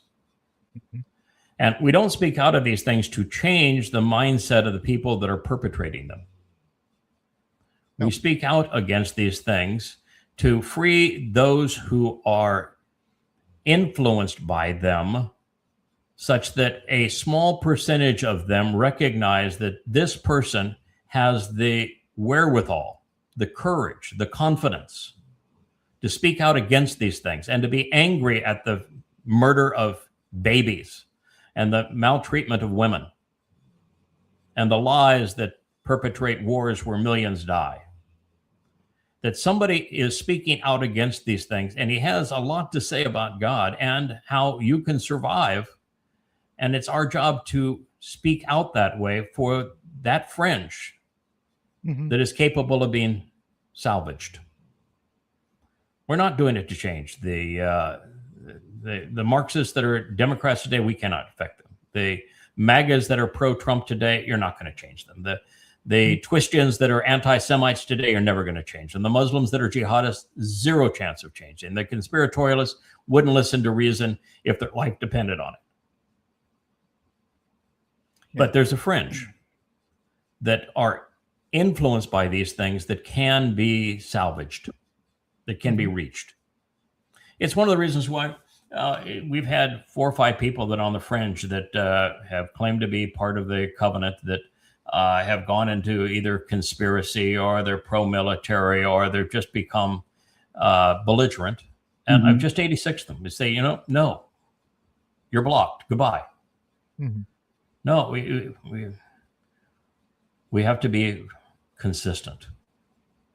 And our consistency must be that we do care, not because we can make a tangible difference in the world at this moment, but because God is relying on us to be able to prepare a team of people that can serve as those who are righteously indignant as to what they see that is wrong, but can be a moral bastion of what's right and guide that mortal remnant into the garden and beyond. And that in the end is not going to have a second's hesitation on eliminating those who have been promoting these kinds of horrid things. And that whose words, while 99.999% won't listen, and a huge percentage of those will rebel, which is even worse, that there is a tiny percentage, and we don't need much, that are going to listen. They're going to do what all you guys did. You heard me talk on the radio. You said, I've never heard anybody say anything like that before. There's aspects of what he's saying that absolutely resonates and true, and he's the only person saying them. I want to find out whether or not he's full of shit or if what he says actually checks out. And you spent the next 20 years of your life verifying that what I was saying is true. And I've been consistent ever since. And I'm absolutely on the warpath now. And we do this program specifically to expose and condemn the kind of people that are Marxists, that are promoting the murder of little children, and the Muslims that are promoting the abuse of women, and the Christians that are promoting their anti-Semitism, and pedophilia, and the MAGAs that are promoting Satan incarnate. Mm-hmm. And I'm not going to get through this by talking sweet to them. No. God's not. And I'm not trying to save them. I'm trying to save other people from them. Mm-hmm. You said, Kirk? Well, I said the pedophilia of the Christian world, of everywhere, but in particular there, all those shows that we did way back on Shatter and Mist when we attacked the Catholic Church, the big scandal and all. Yes. Every time we did it, I wanted to throw up before we started or afterwards or during. Yeah. And but I was really proud of you because in the middle of the show, I wrote some notes down. And if you'll give me the floor for just a couple minutes, maybe or less, I wrote down, this is amazing body of work I've noticed for now over 20 years. And in that you're able to not only declare things and prove it, then prove it even more. You're the most overproved. Yeah. How many more proofs how many footnotes you want to go look up? And I'm 4,200 pages on Islam. Yeah. 800, 3,500 on Christianity. Okay, Yeah. so I put 10,000 nails in both coffins. But even more so, in like the Christianity thing, you did something I have never seen, and I've thought about since I moved to California in '73 or '4, whenever it was. I was interested in the Dead Sea Scrolls, and I was wondering when somebody was going to finally figure this out, because I knew then that this is the key. And I was looking the other day on our site, and I'm just reading every verse. There's the Dead Sea Scrolls, and there's the ones that corroborate this and that. And I'm just going, it just freaked me out. And I'm going, this is the greatest thing I've ever seen, because it's all there. Now, I'd already seen it, but sometimes it just hits you the second, third, fourth, fifth time. But you with logic and reason and your acumen to your abilities are just. And listen, I know you're my pal, and I would brag about you anyway. But this is a really good brag, because I think y'all will put it in my heart. I listen to y'all shows for you and Kevin, and I just go, wow, y'all are great together. And this thing that you prove in the books, I'm just so overwhelmed. And I know this only that tiny a group, because I've lost all of my family. I've lost 99% of any old friend I had. I don't expect to see them. I'm sad for them, but in a way. But if you don't see this and you can't logically come to that conclusion, my God, this is a gift of all the centuries, right here. And I'm just overwhelmed. For a quarter century. Yeah. The same exact message for a quarter century, and have proven it every step of the way, and offered every finding free. There are a lot of numbskulls on social media and X, and this program, of course, is broadcast on social media throughout the many various channels, YouTube, X, Facebook, and many others, who are ranting about this, that, and the other thing. And not a single one of them has ever done any research. Yeah, that's it. Exactly. None. And they have no credibility. They've never done any research. We're just the opposite. When I speak about Islam, I have written the 5 most comprehensive books on the Islamic scriptures. No one has ever done what I have done on Islam, which is to reorder the Quran chronologically and set it into the context of Muhammad's life, and use the hadith to prove that Allah is not a god, Muhammad wasn't a prophet, and that it's a death cult. When I speak on Islam, I speak with authority. I know the religion better than any Yemen. I know the religion better than any Muslim in the world. No doubt. When I speak about Christianity, I know Christianity better than the Pope, and better than any Christian on this planet. And I have written absolute proof that the Christian New Testament is completely bogus and that Jesus never existed.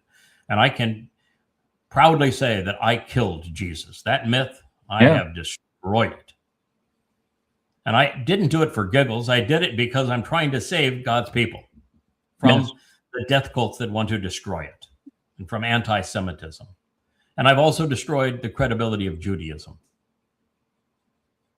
And I've been around the world, and I know Marxism exceedingly well, and I've destroyed its credibility too. And God wanted this done. We're not doing this for our entertainment. There is nothing to be gained personally by doing any of this. We're doing it because God wanted this done. This is what he asked to have done, because the truth was so buried underneath this pile of religious and political rubbish. Until we cleared the political and rubbish and religious rubbish out of the way, and the conspiratorial lies too, the truth couldn't be seen. You have to remove the lies before the truth can even be known, and then you have to go and present the truth. And then we did something no one had ever done before. I went to the oldest available manuscript. You mentioned the Dead Sea Scrolls. I corrected the Masoretic text for the Dead Sea Scrolls, removed all of the religious diacritical markings, all of which were bogus, and removed all of the religious translations, went to the actionable root of every word, and honed the craft of rendering that text, and built such a base of knowledge that, at this point, we can read something from Isaiah and I can say, this is what it means for us today. This is who he is talking about. This is what's going to happen. This is how it's going to happen. This is why it's important to you. And no one else in the history of this planet has ever been able to do that. Any one of those things, and we've done all 5 of them. And we've been consistent at it, and moral, and informed, and rational for a quarter century. And we've just begun. Yeah. Now, I happen to agree that this program, even though it currently has low viewership, is going to be the most important program in the world. When we're using the Yahowah broadcast network here in less than 4 years from now, and this is playing over our heads in Jerusalem above the Temple Mount, this is going to be the most important program in the world. And it is the only way to get the attention of that final remnant. We have to do this. You read the Torah and the prophets, and one of the things that people don't recognize is that the number one subject in the Torah and prophets is not God explaining the nature of the Bereth covenant or the nature of the Moedim invitations to meet, or the nature of God himself. The number one subject is God's overall hatred for religion and politics and the consequence of those things, and what happens when people get full of themselves and they embrace them. When Jews say they're Torah observant, I laugh at them. Sure. Because if you observe the Torah, you wouldn't be religious. You would know that Jews were obnoxious in the Torah. In fact, there were no Jews in the Torah. There were children of Israel, and they were obnoxious. And you would know that in the prophets, it's one horrid, abysmal, reprehensible act after another. It is true that God chose Israel, but Israel has never chosen God. And we need to have a keen understanding of why God made the statement that when men became many, they became universally evil. And I regret having created them. What a statement. We need to understand why he made that statement. And I feel personal responsibility here, because now I know my role and what I've done over the ages. And I know that I was the one who recommended the solution, which was those 8 souls above the Teba. And I rebooted the whole Nasama man situation. Didn't turn out very well. Turned out really shitty. And now I'm trying to bail us out of that problem. And so when I get angry, I'm angry for a reason. Yeah, I'm disappointed that my solution, which I did in, cooperation with God, so we're in it together. I don't get full blame. He doesn't get full blame. And in fact, you can't even say blame, because it does turn out well in the end. But oh my God, 6,000 years of grief. Mm-hmm. But I want you to know just how fragile I see the next 7 years. There isn't anyone in Israel that gets it. No one. That's right. There's not. We aren't even close to 1 in a million people that get it. That. That are with Yahowah, that have removed themselves from I regret having created humanity. Not even 1 in a million. And we got to get close to that number. And I want you to know that the effort, the anger that is going to be needed to get from here to there is a lot. It's a lot. And so that's the reason I think this program is so important. It is the opportunity to go through what the most popular social media channel has chosen to feed those who participate in it. I'm not cherry picking these posts. They are one after another. All I'm doing is commenting on them. I want you people to know this is what social media is serving up. This is what Grok on X is endorsing, and it's no better on Facebook. We used to use Facebook, but the AI that runs Facebook is now worse than the AI that runs X. And there is no control, no influence over YouTube. It's just post what you want to post, but the management of YouTube is gone, not reachable, not accessible. Well, I think what we do is very, very Shapat. I mean, it's like next case. Next case. It is Shapat. You know, I mean, it's Makes sense. You know, when I studied, and we're going to get there here in this new series that I'm delivering on Bashar, on the Herald. I don't think we ever talked about it previously, but when you go through the presentation on the Chodar, and you set it up first by the introduction to the Chodar in the 10th chapter of Isaiah, you know exactly who he is and what he's responsible for doing. But then when you read through the 11th chapter, the title that's applied to him twice is he's a Shaphat. He's judge and jury. Mm-hmm.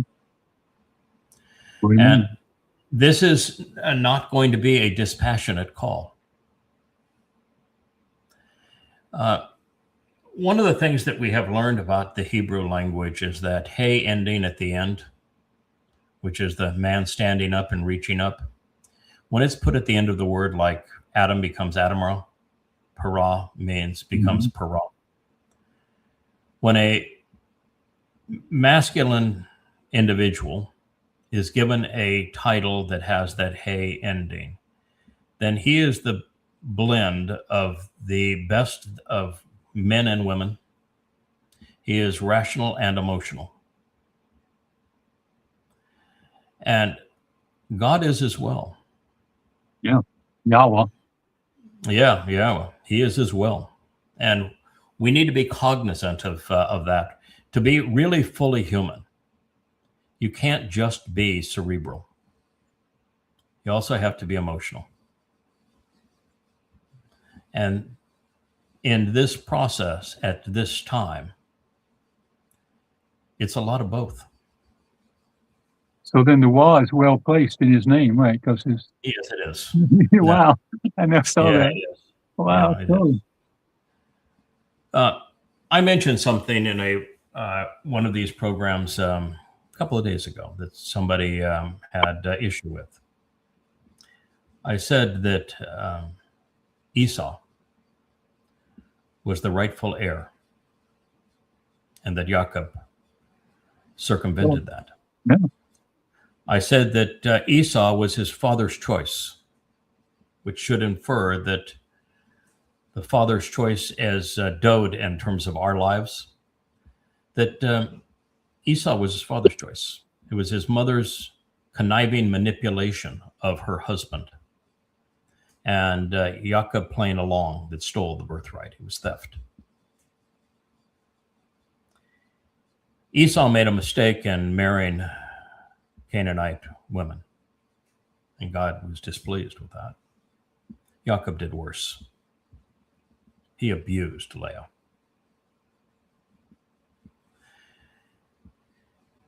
And so what I've said is that by Yahweh returning to the man from Edom,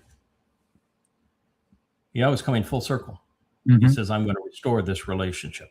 You look where Edom and Moab are relative to Yehudah. They're just on the other side of the Jordan River. And as Kevin said when I brought up this example, he knows exactly what I meant when I'm saying that, because what you said is Hebrew and a bar. Mm-hmm. Hebrew means the other side. They are twins, cousins of Israel. And so the woman, Ruth, is from Moab. And the man who, according to Yahowah, saves many, who is called the Gaal, the Redeemer, twice, who is called the Yahowah, Savior, twice, he comes from Edom. Why? Because we're going to restore that family. That's what we're going to do. And so somebody can say, well, that's not fair because God says he hated Esau. How many times did God say he hated Israel? Point.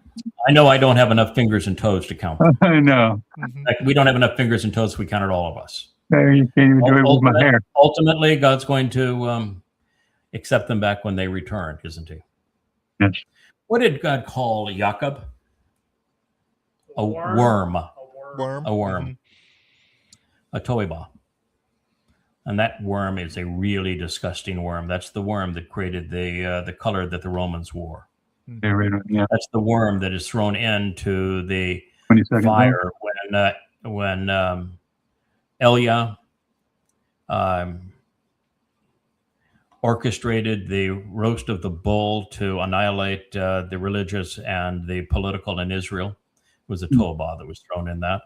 You know what the thrown in when the Adamah Parah is incinerated? It's a toba. We're going to incinerate the worm that was Jacob. The worm that is Jacob is incinerated to solve this fractured family. Because Jacob was a scumbag. Reconciliation isn't just for Israel. That is correct. So, Yahowah is emotional and he is rational. He emotionally got mad at Esau for what he did, but Esau was cheated. Mm-hmm. And ultimately, Yahowah was going to resolve the fractured family of Israel by a woman from Moab and a man from Edom. And he says it as clearly as words allow. It's the man from Edom that's going to save many in the end. He is the savior of Israel.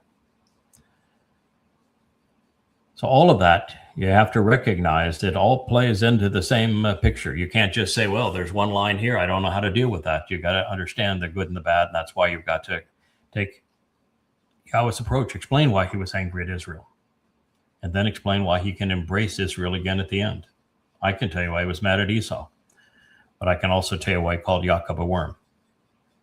And ultimately, I know that there'll be a very tiny remnant, and they're going to be neutral on Teruah, September 24th of 33. They will be neutral. Our job is to make them worthy thereafter. And the only people that are going to have value are going to be the souls of the covenant. And there can not be a lot of them. And if there were a lot, then we would have failed. We have to go back to the ark, the Teba. That's the kind of ratio we need to go back to. And that's what our job is. But we don't want to screw up, because if we aren't relentless in our pursuit of what's right, and somebody sneaks into this covenant that should not be, we got a mess. We're far better off with far fewer and not having anybody that doesn't belong than we are in more with people that are sketchy. And that's why I want to be resolute. I'm not compromising on any of this. The world's in for a horrible ride these next 7 years. And we have a tremendous responsibility, and we're going to get it done, but we're up against it. We're outnumbered more than 1,000,000 to 1. So when I get angry at the likes of the anti-Semites, which we had two that I dropped an F-bomb on 2 days in a row, both appropriate uses of that terminology. And by the way, God swears. He calls people shitheads all the time. Because they are. Because they are. because they are. Really So- wrong. The shoe fits, Yeah, right? so let's just be honest about our speech. There are times when it is an appropriate response. And we are going to be relentless against anti-Semites. Well, we're also relentless against the government of Israel because they're dead wrong. And Judaism because it's dead wrong. And Christianity and Islam and Marxism and conspiracy. We're going to attack them all. But we're going to do so with our words, and they're going to be wielded with evidence and reason, and they're going to be supported by 30,000 pages of written documentation, all that's free at yahowah.com, and a consistent history of telling the same message for 25 years. And ultimately, even now, but more visibly later, by the very hand of God. So, I expect to be ruthless when it comes to prosecuting the Marxists that thought that it was okay to have the government fund the mass murder of babies. I expect to be ruthless when it comes to exterminating those who thought it was okay to blame Jews for killing their God and creating the Holocaust as a result. I'm going to be ruthless at the Marxists that have banded with the Muslims to wipe out Israel. And my number one foe is going to be Donald Trump and the MAGAs. And I can assure you that my judgment regarding him is not going to be to send him directly to hell. I'm going to inflict 7 times retribution for everything that he did. He's going to be tortured for a very long time before he goes to hell. And to get into that mindset, because that's where we are. You just, God doesn't like people. He regrets creating people. And this job of ending up with a family for his son, which is what he wants, his son has earned it. His son proved his merit. His son now deserves to have a kingdom and a family, and we're going to provide that for him. But there's not going to be a lot of them. I can assure you of that. But we're going to provide enough that gets it done. That's where we are. So, my friend, you're probably the hardest working guy in the covenant there, Kevin. So when I point out something that is, I take a different view on it. I realize you are the hardest working guy in the covenant. You keep this family together. You are more beneficial to this family than anybody. Nobody contributes beyond what you do. Even Rich, same devotion here as well. Rich has a little benefit, and he's isolated somewhat on this island, and he only has to put up with Leia Perry and I and the fur faces, where you're kind of the glue for everybody, and you're willing to do this program with me, and I'm a tough guy to partner with. I'm outspoken, and I react strongly. Think things are, I really am. Yeah. God did not pick a patsy. No, he did not. No, the idea was not, I'm going to send a dove at the end. Yeah, with that. No, we're not heck with that. And I want to make certain that our messaging is absolutely clear, unequivocal, straightforward. This is what our job is. We do care. God cares. That's why he's so regretful of having created humans. And people are making a mess. Boy, you just look at, I don't care which X post you look at, one after another, after another, after another. I wish that the world was that picture you have there with the white dog and the looking at the little girl that's sad. Yeah, and him trying to go out to play. Yeah, come on, let's go out and play. And she's being a curmudgeon. She's not very happy. And and the dog is trying to say, come on, let's go out and play. We could go have some fun. Yeah, the world's not that simple. No. And it's unwinding quickly. We're about to have economic collapse. We're about to have world war. We're going to have environmental collapse. Speaking of environment, by the way, it's going to be iffy here this next more than a week for us. We have storms that are lined up. Unusual now. We're actually rooting for them because we went through a dry period. And so the next one is supposed to come through here. It's supposed to be a mid-range tropical storm. That's the best of all situations for us. We're going to be on the north side of it. That's the best possible place for an island that's a little dry. And we're going to get some rain and some blustery conditions. And there's one following that one, and there's one following that one. And so we're going to have some stormy days, and we communicate here by satellite, and we generate most of our power with solar, but solar doesn't work when it's clouds in the sky. Cloudy. So, we may not get in every show over the next week or so. So if we don't, you'll understand that, that's what we're up against. So I apologize, Kevin, if I came a little strong, but absolutely not. No. There's no apology needed. We're all grown-ups here, right? This is what we do. We discuss. So it's Yes, we make important points, and I want it known that when it comes to abortion, that it's a very complicated issue, and everybody ought to be both pro-life and pro-choice, and that they ought to understand what the issues really are and speak honestly about it, particularly as you go into the third trimester. And at that point, there is no justification. It's murder. And a society that justifies killing innocent children, or a society that justifies oppressing women, as is the case with Islam, or a society that accepts the demonization of Jews, blaming them for killing a mythical god. That's not acceptable. And it's not just oh, shame on you. You shouldn't do that. I really wish you wouldn't do that. No, I hate you for doing that. Mm-hmm.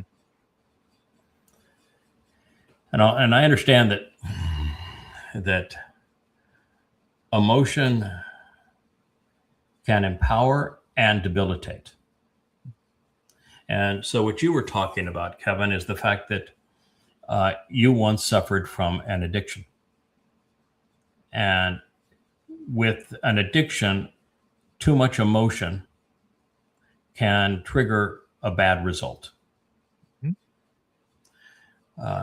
I've been around a number of addictions. I think I have an addictive personality. The reason I, never did cigarettes, alcohol, or tobacco. I want to be a pilot. I want to be a shipboat captain. Or any drug is because I had hobbies that precluded being able to. You can't do those things if you like to fly airplanes or have boats or run public companies. They frown on you for doing that kind of stuff. But also, I just thought that trying to resolve those cravings might be too much to overcome if I have an addictive personality. So the easiest thing was just not to get hooked on them. But I've seen many friends both struggle and lose the battle to alcohol or cocaine or tobacco with cancer. And I've seen friends overcome. And I can tell you the friends that I have that have overcome are the strongest of all friends. They have character. So you're actually in a stronger position, not a weaker position, because you know what that was like and you don't want to go anywhere close to that again. And you know that you recovered from it, which gives you tremendous strength, because something else happens, you can recover from that too. So it makes you a better person, not a worse person, to have had an addiction that you've overcome. It makes you a stronger person. I look at Doug. He had the addiction for really, I think it's the abuse of women. And he finally had to overcome it. And we had to have a lot of meetings on how to appropriately treat women with our son, Dode. So I recognize that. And I recognize that most people, when they get mad, they get violent. That doesn't mean that all people who get mad get violent. Nor does it mean that you shouldn't get mad.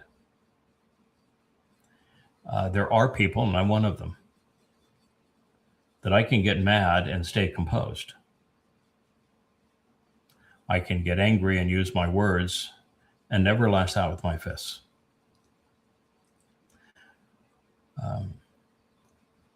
And I don't know fear. So I'll never duck. I'll never back away from a fight. Ever. I think God is in that same general mindset that I'm in. That being angry is an adjunct to him being in control. He doesn't lose control when he's angry. He's more in control of himself. I'm not talking about control of others by being angry, which you're talking about. You lose control of yourself. Mm-hmm. The angrier I get, the more control I have of myself. The more every fiber of my body is focused on what is the job that we need to get done here and how we're going to get it done. I think God's very much the same way. Now, that's not for everybody. You know, we have different rules in this family. You got to have a unifier, somebody that can bring everybody together, that can work with everybody, and that people are comfortable going to. And I ain't that guy. But you are. Kirk is. Kirk is that guy. Yeah. Everybody loves Kirk. Everybody loves Kirk. And and you're that guy, Kevin. And you got to have that guy. So when I express myself, it's not to say you should be any different. You are exactly what this covenant family needs you to be. Mm-hmm. Yep. But I'm also who the covenant family needs me to be. Oh, absolutely. Yeah, you look back to the sons of Korah, right? I mean, that wasn't an impulsive thing. From a human standpoint, it seems like an impulsive, oh, well, God was just angry and just dump them in a pit, right? No, that's not what happened. No. You know, is it, folks, this stuff isn't tolerated. You know? Yeah, the stuff isn't tolerated. What he did with the making of the golden calf, what he did at the rebellion against Moshe, what he did with the liars who were the spies going into the promised land. Mm-hmm. No, what he did when he said, you know, you don't deserve to have the house of God to Israel and let the Babylonians come in and destroy it. Mm-hmm. You don't deserve to live in this land. He step aside and let the Romans come in and haul them out. You don't deserve this. God was in perfect control of himself. Mm-hmm. He knew what he was doing. He explained what he was doing, told us the consequence of it, why it was necessary. You know, tough love. And Israel is not going to be responsive to olive branches. No. Too much ego. Too much belligerence. They're just not. Mm-hmm. And of course, they turn away when it's a goy speaking to them, even though they know the prophecies of the Nakar, observant foreigner. Mm-hmm. They know the prophecies of the man from Edom, and the most important prophecies in the prophets pursuant to this time. Far more than the things that are said about a coming Messiah, because there are no prophecies on a coming Messiah. But there's sure as hell a lot of them on the Nakar and the Choder and the man from Edom. And they don't want to deal with them because they don't want to have to deal with what they have done to erase God's name and to defame his beloved son. Well, I do want to deal with them. And I'm not going to be nice about it because what they've done isn't nice. So that's how it's going to play out. It's not going to change much over the next 7 years. It's going to be exactly the same tone, same approach. We'll have quiet times where we'll have powerful learning experiences for the covenant family. And we'll have loud exchanges to demean everything that's going wrong in the world. I think it's the best we can do. Oh, well, thank you. Hey, look. Thank you, Wook. He says, okay, Dad, I love you. I don't know about these others out there, but Right? oh my. All right. Well, that's a pretty intense ending to a program. So I thank you This is a great show. and doing that. Thank you, my friend Kirk, for Glad to be here. being part of this. But we've been together for 20 years and almost as long with Kevin and with Kirk. I did have a chance to listen to Perry's narrative last night, and he's been around for about 18, 19 years, going back a long time. Man still on a quest to find the first fallacy. If we ever find the fallacy, we know he's out of here. So. He's gone. Yeah. Packing up my beast and going home. He is an interesting position now because I'm a completely open book. So if I run into a question, I'm going to express that question openly in the middle of, we're having breakfast together. I said, like Zachariah, when I realized that the two trees are not the two witnesses. And so I said, we can't use that to say there's two witnesses. You can't use Revelation to say there's two witnesses. So how do you know there's two witnesses? So when I came into breakfast, I said, so I've just destroyed the idea that those two trees that around the either side of the menorah are the two witnesses. They're the two trees. That's why they're called the two trees. That's why the messenger to Zechariah kept on saying, how come you don't know that these are the two trees? There's really nothing hidden about this. They are the two trees. So that means the tree of knowledge and the tree of lives. So then said, so we need to find where do you go to find the witness that partners with Elia, because we know that Elia is going to be there. And so the first thing I looked up is in Yahowah 62, which leads to the man from Edom. And it's the place where it talks about, I'm going to put my witnesses on the wall. And then let me tell you about these witnesses that I'm going to put on the wall. Well, I'm not going to tell you about my witnesses I'm going to put on the wall. I'm going to tell you about the one witness. There'll be more than one witness on that wall, but I'm going to tell you about the one. And he calls them, well, there's 24 informative titles and 17 statements. Yes, and not a single one of them is Wookiee. No collab there, huh? Yeah, boy, I'll tell you what, you'll be amazed by what is revealed there. And we'll have a ball as we go through that material, because it really is interesting stuff. But, to be a guy like Perry and be here and see it just go on every day at the intensity of it. Rich is just like, your eyes just, to wake up every day. And there's going to be something extraordinary that we're going to learn today, and be something extraordinary tomorrow. And all it's going to do is reinforce the whole picture. And it'll just be another layer and another layer of what is already a beautiful metaphor and a wonderful story well told. And we're running out of time. We are. Well, we are and we're not. We're running out of time. Yeah, we're running out of time on this section here, which ends in this side in 9 to 10 months. So we are a little lean on time for this one. But then we come back well invigorated and well supported, and we have 3.5 years, 1,250 days, which we now know are day and night over that period of time. But fortunately, it is a team. It's specifically stated twice that there are the companions and the compatriots of this witness in the end, and that they team up together. And they're the lovers of Yahowah that work in cooperation with this man. And their instruction is from Yahowah, don't ever let him stop. Never let him stop talking. Never let him stop acting. Don't ever let him stop. Can we butt in once in a while? Yeah, well, that's and that is the way that you do it. Oh, okay. Yes, because nobody can talk 24/7 for 1,250 days. The way that you do it is the way that we do it with the family page right now. We have lots of people that are part of the voice.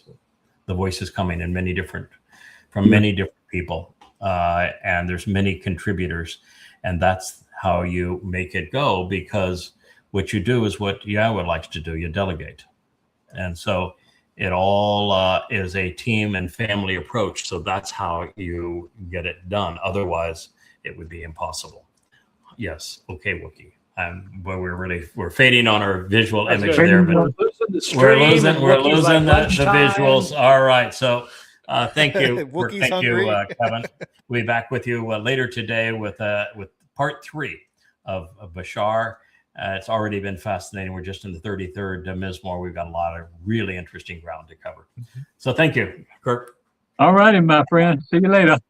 All right. See you later. Bye. Hey there. Thanks for tuning in. That was Fetch. Gotta run now. Catch y'all on our next podcast.